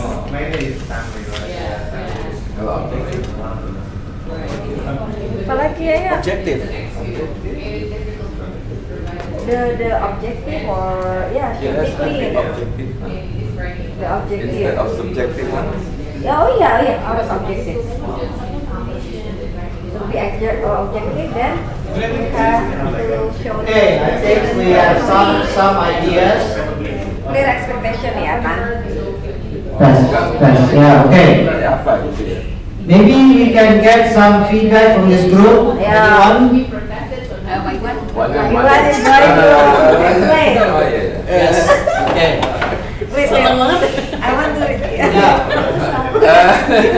Desti. So I think it has to be objective. The feedback has to be objective, and then we need to Objective. Okay. and how to be objective. I think we need to be clarifying aspect of objective. For example, it has to be concise and what else? Yeah, forget. Concise, okay, yeah. Specific. Clear, specific. And okay. So those are the aspects that is objective instead of subjective. Okay, objective instead of subjective. Okay, all right. Thank you. How about this group? 50 points. Okay, next page. So I think similar to the one Yeah. that is provided from there. I would like to add a few things. Like for example, it should be timely. So it should be immediate feedback if possible. But you know, it's kind of challenging with our other responsibilities as well. And the other one is, in my opinion, like and most of our would be probably like it can be personal. Like every person. I mean, this takes time. And it can be time consuming, but if we put like a really personal feedback to the students, personalized feedback, and they probably will read it like instead of just ignoring the feedback. Okay, all right. Okay, let's go through ideas. How about this group here? Should I come back later? Yeah, so we think that the effective one. Yeah. So I think we think that the corrective feedback is kind of like the effective one because it's kind directly give some feedback to the student, to the lecturer also how they teach and also how they can make some to create some understanding, more understanding about the topic or the subject. And the other one, I think, we must be spontaneous about the if we have some feedback and must do it by personal because we think that nobody wants to get some criticism. Yeah? So we think that must be conducted by personal first. Okay, all right. Okay, Yeah. So. I think they mentioned about not criticizing but making it personalized, similar, but if possible in a discrete way, so that it's corrective and helpful for the students. Okay, so all great feedbacks, great effective ways to give good feedback. Let me just summarize some of the things that was mentioned. Okay, first of all, I think it has to be timely. Because if you lose the moment, then it's too late. Right? If you wait until the summative assessment, 2 weeks later, you've lost that window of opportunity. Because there and then is the best, if possible. So, best way to do this, incorporate it into your teaching strategies. Right? Not just lecture, but make sure that you have these formative assessments built in, so that you can give timely feedbacks. In terms of timely sense of like if you're marking papers, spot trends, and then maybe summarize. These are the key things I feel like from the assignment that I gave last week that I noticed. All right. Sometimes it can be timely if you choose to focus on one thing. Don't try to fix everything. I do your grammar, your spelling. Okay, no. Can we just focus on one thing, right? I think that's another way to give timely feedback. So I think you gotta make it work for you. I know we are all busy. We have not teaching, but you have research. You have all these 1,001 other things that you need to do. So I know it's not easy. So make it work for you, right? So just incorporate different strategies so that it can be timely instead of I don't have time, right? Maybe choose to focus on one thing or maybe two things. Maybe focus on general trends that students need feedback depending on what class that you're teaching. Okay, it has to be balanced. Okay, what do I mean by balance? I think when you give feedback, focus on the effort not so much right wrong. Because when we say it's right, it's wrong, it's not correct, this is like what we call fixed mindset, yeah? Like cannot change. But if you give feedback like, I can see where you're going, I think, I understand this beginning part, but I think this part can have a bit more substance. Like, so you are, it's kind of more balanced, right? You're not being nice for the sake of being nice, but you are being very specific, but it's balanced. Focus on the effort so students can build resilience, right? If someone says, I can't do public speaking, I'm not good, I can say things like, well, you're standing here and speaking to me, that's a great start, right? I think, and you can communicate very clearly, I understand what you're trying to say. Yeah, maybe you have a bit of fear, but I think with practice, I think you incorporate these strategies, maybe you can do better next time. So it's a balance, but you're giving very specific feedback at the same time. So that says something, you can improve, instead of, no, it's wrong. Right? Then so make it balanced. Constructive, actionable, specific, right? Constructive meaning, yeah, it's to improve. Actionable meaning I can do something about it. Like, what can I do to fix this now?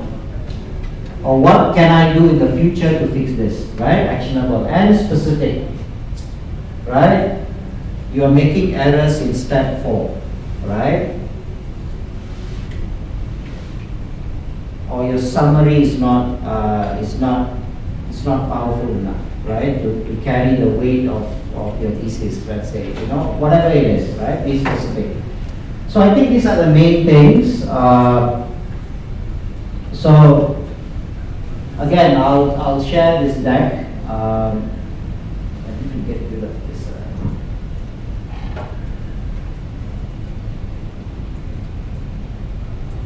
Okay, all right, okay. All right, be specific what the student did well and what needs improvement, all right? Avoid vague comments like good job, needs work, without context, right? If something is good, tell them why it's good, right? Provide actionable suggestions that help the student understand how to improve, okay? Like, what can they do better next time? What needs fixing, all right? Timely manner, don't delay that the student forgets the context of their work.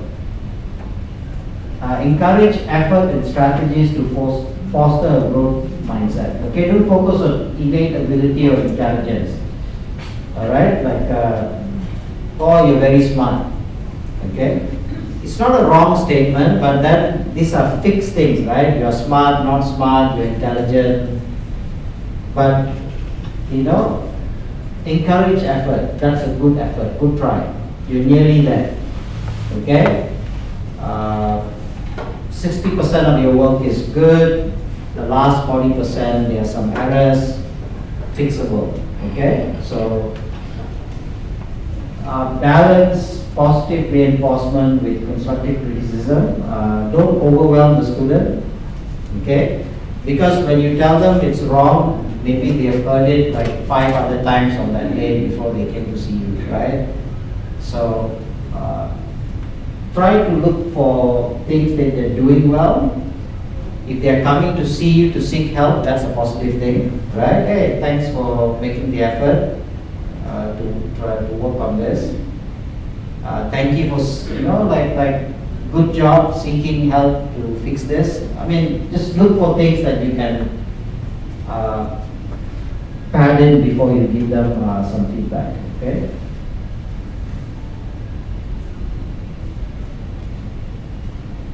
So let's very quickly look at some frameworks.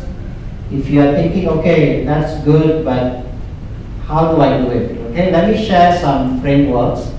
They focus on different things, but you can mix and match them. It's just a guideline. So the first one is, has anyone heard of this before? No? SBI. Okay, so this is called the SBI model, all right? So, the core of this model is provide feedback by describing the situation, the behavior, and its impact. Making feedback more objective, like I think this group you mentioned, making it objective, and meaningful, all right? So how does it look like? So, pick the situation where, what? During yesterday's team presentation on the project update, so be very specific, okay? What's the behavior? You spoke over your teammates several times and interrupted their explanation. What was the behavior? And what was the impact? It made it difficult for the audience to understand the complete message and might have made your teammates feel undervalued. So if you are giving feedback for teamwork, yeah? So what's the situation? What's the behavior? What's the impact? So these are good for presentations, right? Like, okay, yesterday the content was great, but when you were presenting, you were reading from your phone. There was no eye contact. Okay, so what was the behavior?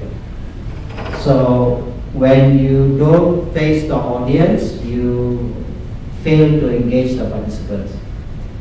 Okay, and by reading, no intonations, you also lose the audience. Okay, all right.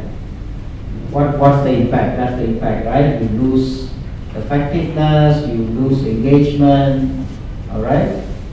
So that's one way. It doesn't apply in all situations, but this is one model that you can use. Okay, let's look at the next one. Pendleton's rules. This is 5 steps. Okay, it's structured feedback which helps ensure a balanced discussion with input from the student. The rules encourage both positive and constructive feedback in a way that empowers the learners. So this is not one way, it's more like two-way kind of like feedback. Okay? So this is when you're having maybe one-on-one consultation or small group consultation, you can use this. Okay, so how does it work? Step 1, okay? You asking the student, how do you think it went? Right? Oh, I think my explanation of the key concept was clear and organized. Okay, so that's how the students feel. Okay, they feel my key points were very clear. All right. Step 2, you can acknowledge. Okay, like the students. So I agree, your explanation was very clear, especially the part where you used the visual analogy. So very specific. Step 3, what could they have improved? I think I could have provided more example to illustrate the different scenarios. So again, you are asking the student, what do you think you could have done better? Right? So you are having a discussion. Okay? And then step 4, you are giving some feedback. Providing a few more examples, particularly from the real life application, will make your explanation even more relatable to the audience. Okay, so it's like a discussion. You ask, you reinforce, then you ask them what could have been better. So the thinking is not done by you, it's done by them. Alright, and then you give them something very specific that you've already had in your mind. Okay, so that's another way. So this is more like a discussion. So the first one is just very situational. Second one is more like a conversation. That's another way to give feedback.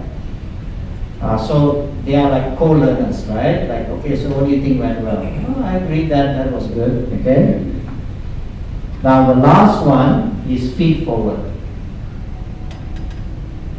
So feed forward is suggestions for future work rather than dwelling on past mistakes.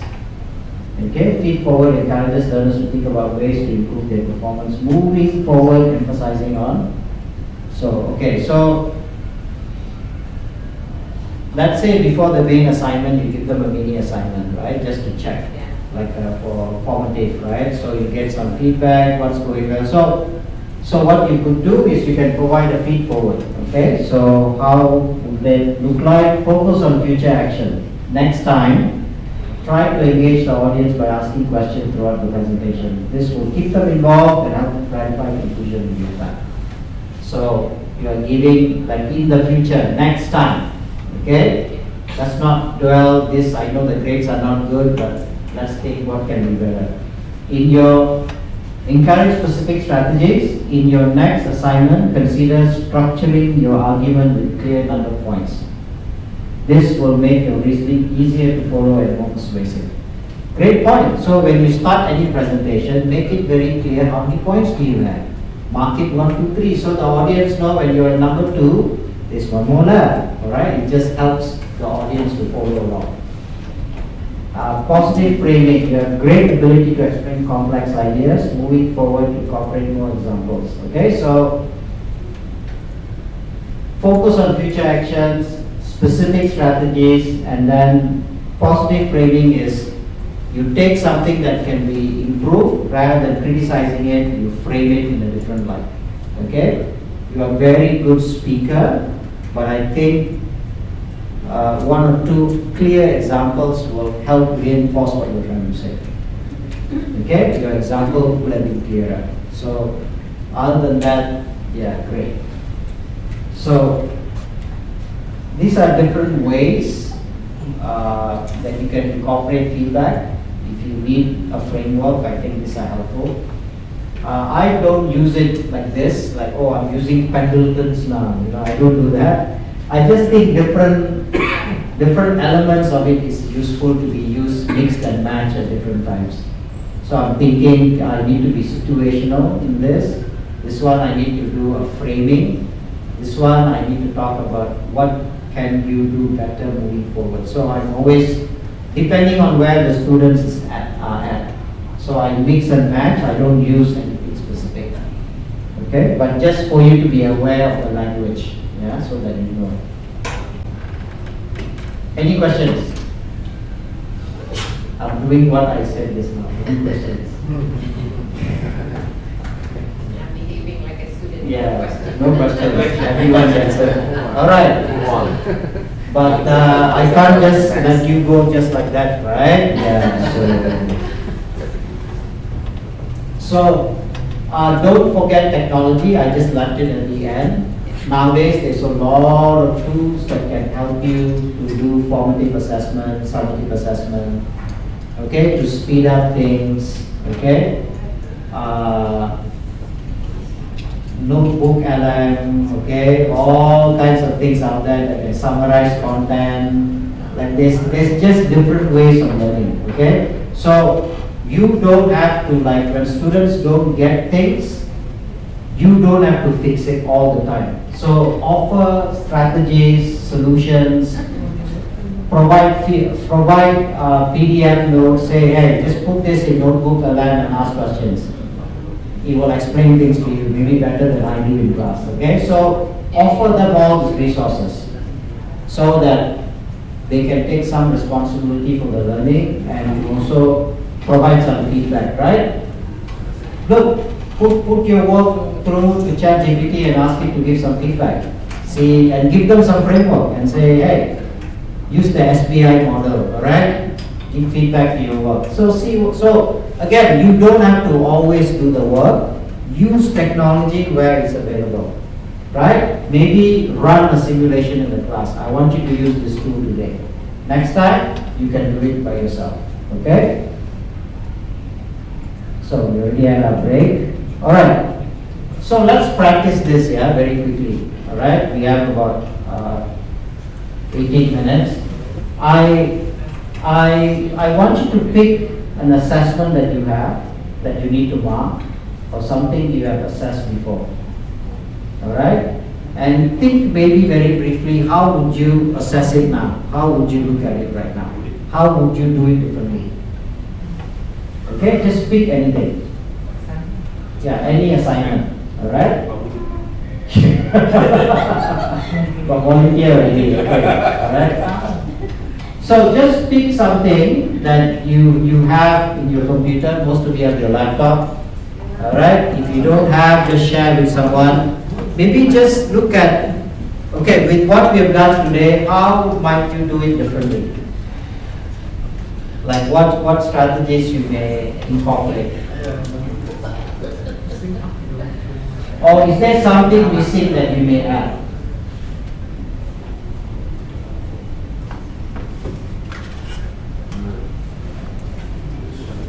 Okay, just quick one. Five. Yeah. I have something in mind. Okay. That relates to this. Yeah. I really like the topic, Mano. Thank you so much. It gave me some ideas, and what I'm going to share with you is actually in my composition class. I developed outlines, so steps of writing an outline before they write an essay. Starting from what is a thesis statement, how to write introduction, how to write a body paragraph, etc. But I did not put the label of step 1, step 2, so I think I'm going to do it because it will be easier for me to give feedback. So until now, I just say introductory paragraph, body paragraph, concluding paragraph, but I didn't put the steps, the labels. I think it's going to be very useful. And also the informative assessment, peer feedback. So what I did so far is I asked them to swap paper and then gave some feedback. But as what Pak Pananda said, I am not sure that actually they really give meaningful feedback, whether the one who gives feedback knows the accurate information, something. But what you just informed to me, I think I'm going to do it. So, you know, it's not about giving them grades, but to give me information how many students really understand, how many do not, and then which topic. So I think it's very useful. Thank you. Okay, all right. So how's the food? Nice.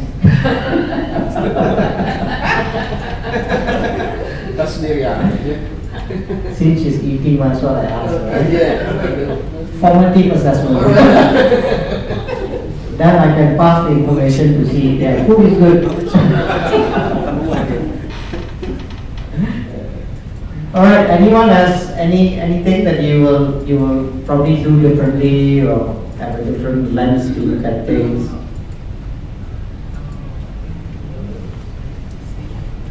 Don't be shy.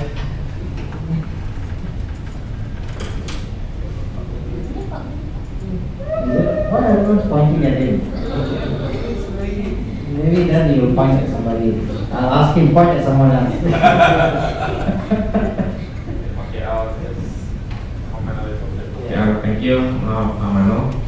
And for me, I will try to give more constructive and more detailed feedback to the student. Yeah, so far, that's the thing that I feel that kind of hard to do, yeah, because we have not many CLP. I think because Sampoerna University student is quite limited, yeah. So we lecturers sometimes have like to teach multiple subjects in one semester. Yeah. Okay. Yeah. So we That's do a challenge. Yeah. Yes. So normally we teach around 3 until 4 different subjects. So that's why you have to divide our focus here to preparing 3 or 4 subjects. Yeah. And sometimes the student in the class can be more than 20 or 30 students some of the class, but some of the class is quite small. So providing a detailed feedback is quite challenging. So maybe that's what I want to change in the future. Well, thanks for sharing that. I think that's a real challenge. Yeah, I think constraints when you're doing multiple preps, different subjects, and then giving feedback is not easy.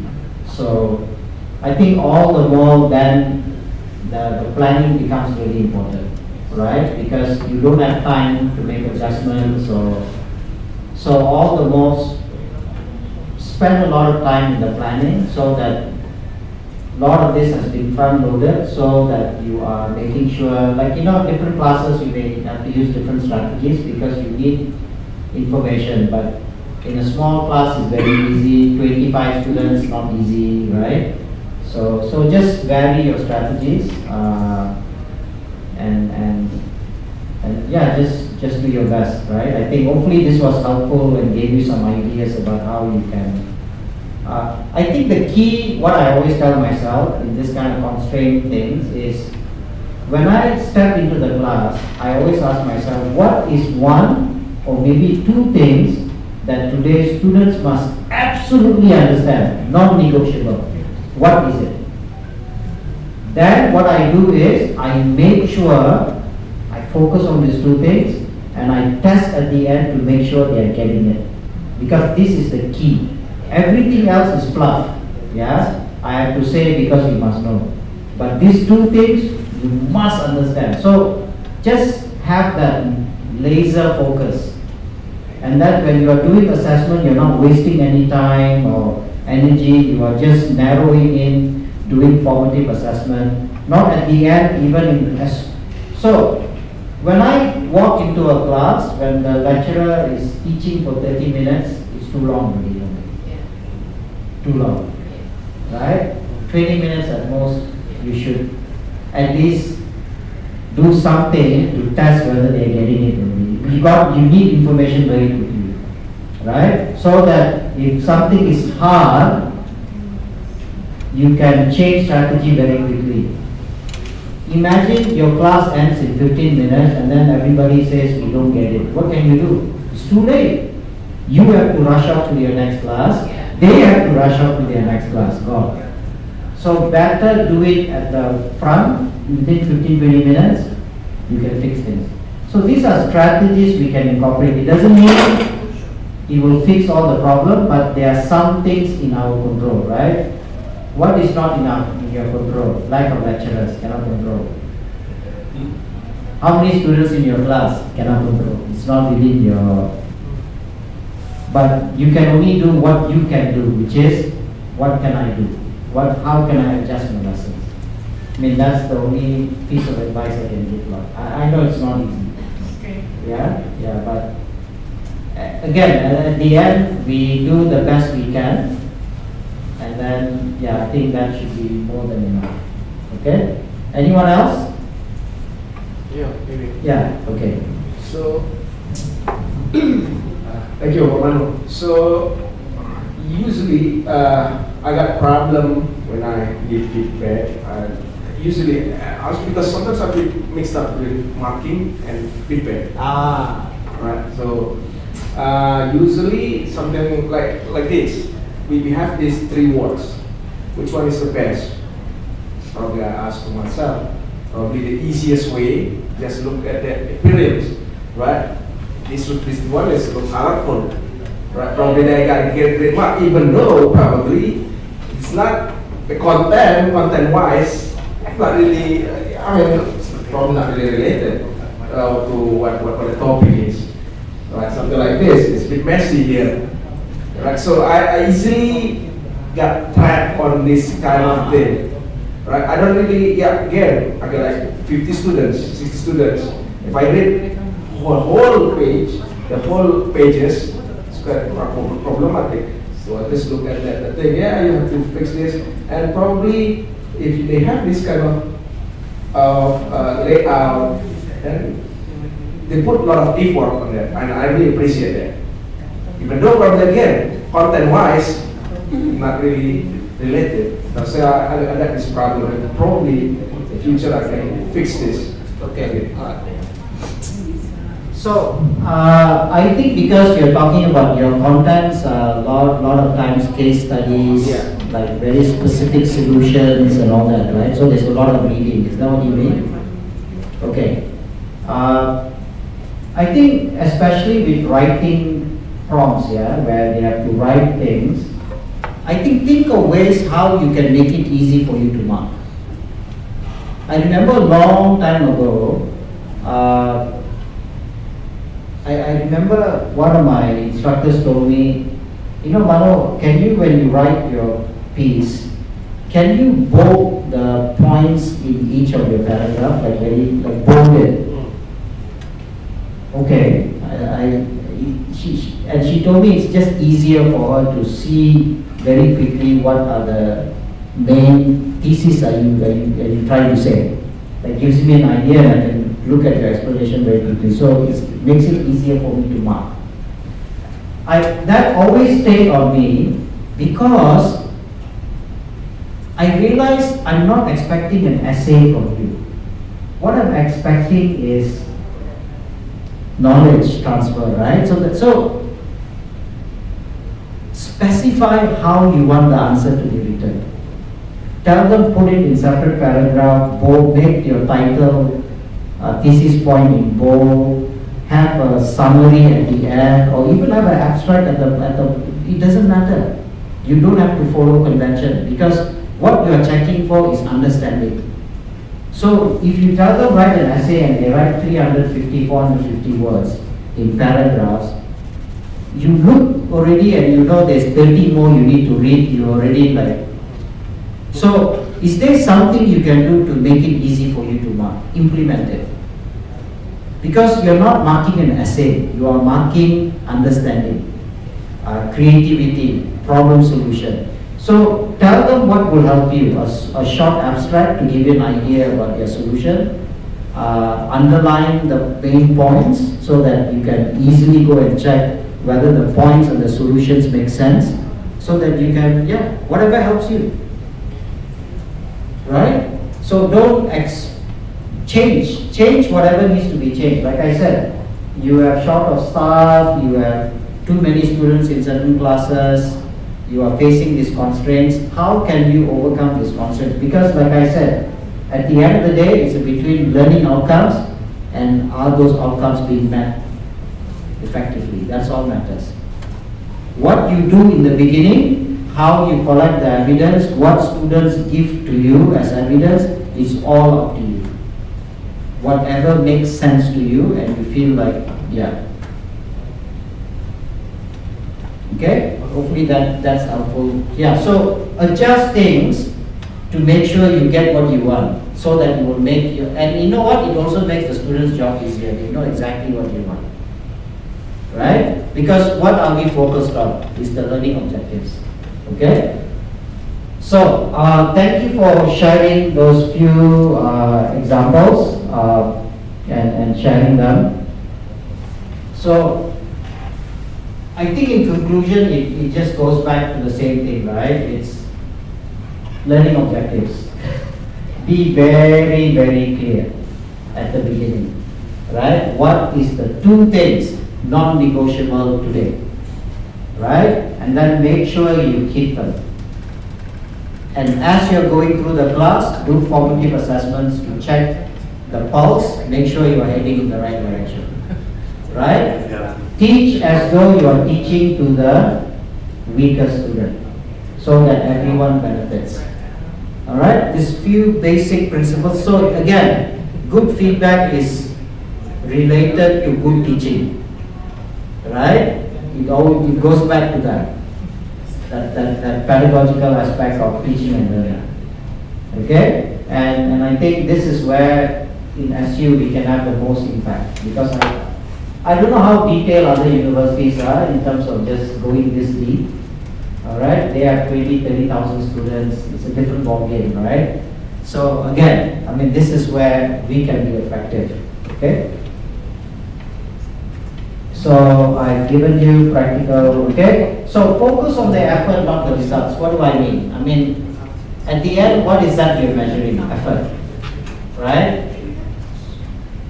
Not everyone is Einstein, not everyone is going to get A, not everyone is going to get B. We know that. So we should be focusing on effort, and hopefully everyone is successful. Okay, so that's what growth mindset is, right? So we want to develop not a fixed mindset, but a growth mindset. So good feedback aligns with growth mindset, right? Students don't feel like persist in the face of setbacks. Be inspired by this. So again, I don't want to go too detailed into this, but I think it's very important we ourselves even, okay, have a growth mindset. I can get better, I can grow, I can do things better, and I think students need that resilience as well, right? Okay. So, I want to close with this. What is the purpose of higher education? Right? To me, this is not my quote, this is somebody else's quote. To make the ordinary person to become extraordinary. That's the purpose of university, higher education. That's why I'm in a way, I'm against institutes like Harvard and Stanford. What's their purpose? Their purpose is to make money. Right? 20 years ago, they take 1,500 students a year. 20 years later, they are still taking 1,500 students. For what? So they are taking extraordinary people and to make them even more extraordinary. Right? And creating a group of elites. Right? And a lot, 80, 60, 50% of the cohort is all people who have already secured their place there. Either because of family, connections, and this kind of stuff. What's the purpose? So ordinary people like you and me do not get the chance to become extraordinary. Lives to be changed. That's not the purpose of higher education. To me, that's garbage, right? Right? I'm not saying these universities are not good, but why can't they take in 5,000, 6,000 students, give more students opportunity? Right? When they have endowment funds of, 30, 40 billion dollars, right? Nonsense, right? It's not true education, right? So I think, to me, I keep this in mind, is when I have conversations with students from a village, right? Last week I was talking to a student, right? She's like, from a very small village in Semarang. She thought in Indonesia there's only one university, which is in Semarang. She only thought there's one school in Semarang, which is in a kampung, right? Parents are not educated. And then one day, somebody from the developer academy came and said, hey, because she was taking comp science, right? Hey, there's this opportunity for you to learn coding, free. She went up to a lecturer and said, I want to try this. The lecturer said, get first, then we'll talk. Didn't even encourage it, right? Get first. I don't think you can get, but if you can get, then we can talk. Sure enough, she got it. She went, her life changed. First person in her family to get a degree. And because of her experience in the academy, they helped her. She got a job in Traveloka. Life changed. Went to the US, went to Singapore to present. First time left the country. And there she's sitting there telling me the story, and I thought, you know what? This is what education should do to people. Yes. Ordinary people become extraordinary. And we have done our job. Right? So don't ever forget that. Because I think that's the true purpose of education. Not all this fancy, yeah, great, but whose life are you not changing? You are just making sure a very, very top 1% of the population of the world who's very smart to get a job in Google. That's what you're doing. You are feeding all these companies, right? There are some jobs that you and I cannot get because they don't even come to your university.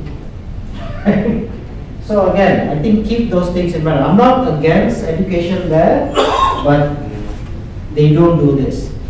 So in an institute like ours, we do this. We change people's life.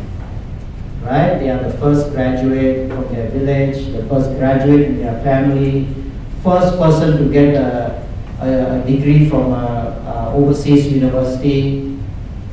Okay, so keep that in mind. I hope this hopefully can encourage you in your work when sometimes I know it can get challenging. Okay? So, this is my exit ticket, alright? So I put into practice what I teach, alright? So, you can leave in 3 minutes. When I want you to share, I used to think and now I think. Alright? Because I want to get some feedback about did I meet my learning outcome, learning goals today, alright? So where shall we start? From here? From here? No one can leave, yeah? Exit ticket. Yes, we'll start from here then we'll go like this. Okay. Okay, I used to think that one or two strategy to go to the class is enough, but now we have to make some adjustment during the class. Something might happen that we have to create new strategy to help the students to get it. Alright, yay! Alright. So I used to think that the feedback is useful for students, but now I think that the feedback itself is also useful to me. Yay! Inside. I used to think that feedback, I mean, if I want to make a feedback, it will take a lot of time, but now I know I can create small kinds of feedback, but only with a brief, shorter time, I think. Yes. Mini feedback. Alright, ready? I used to think that I used to think that feedback is kind of like trivia. It's like small things. But now I think it's very important both for the students and also the lecturer. Okay, alright, thank you. Thank you. So I used to think feedback maybe not too much. That's just for marketing. So now maybe after. So now maybe I need to be more mindful and be more precise in terms of feedback. Alright, great. I used to think giving feedback only using verbal methodology, starting with positive and then negative, and then we end up with a positive. But then now I think we can also use peer assessment and self-assessment.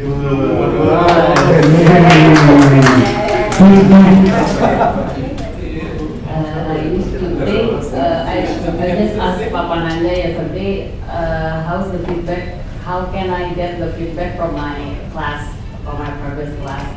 And I thought I need to wait until the end of the semester to get the feedback from the academic review, but I now think that I can get it immediately and immediate to change as well. Yep. You can Yes. Yeah. Alright, you will finish. We'll give it the opportunity to finish it. Thank you. Yeah, I think. Alright.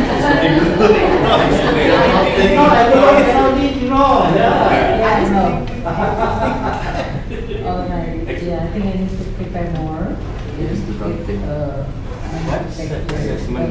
Assessment. To give to students. So for me, I can get more feedback. You can receive feedback.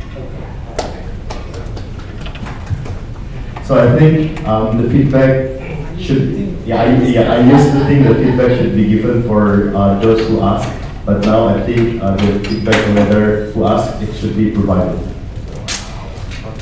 I used to think that feedback should be spontaneous, but in fact now I think that the feedback should be the part of our teaching plan. So we have to plan effectively to reach or to achieve the objective, and inside that it includes the way to give the feedback. Okay.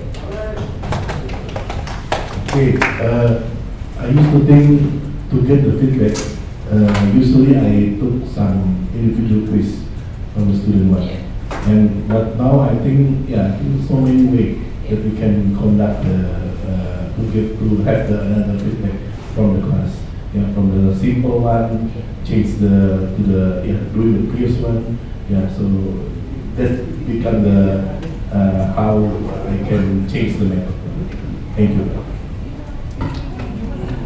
Okay, I used to think garbage in will garbage out. Now, I think garbage in could be good by giving fairly added. As simple as we give feedback, as simple as we give feedback, it can be give.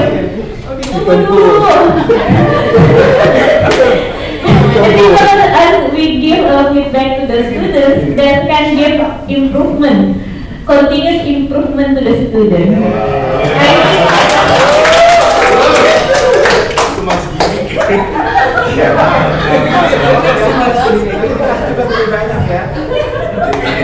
I think it's the sugar. Okay, thank you, Manos. I used to think that the formative assessment is everything, but now I think again that we need to balance between the formative and also provide the summative. So we'll make the student. We should give feedback on the overall courses that I have done. Thank you. Okay. Thank you so much, everyone. Yes, another one that you can use. Yeah, this is very simple. Again, this is feedback, right? I'm getting feedback. Looks like from everyone sharing, I think I achieved my objective. All right. I will get the deck and I will share it with you in a PowerPoint form so that you can some of the things you can use it. Okay. All right. Thank you, everyone, and have a great weekend. All right.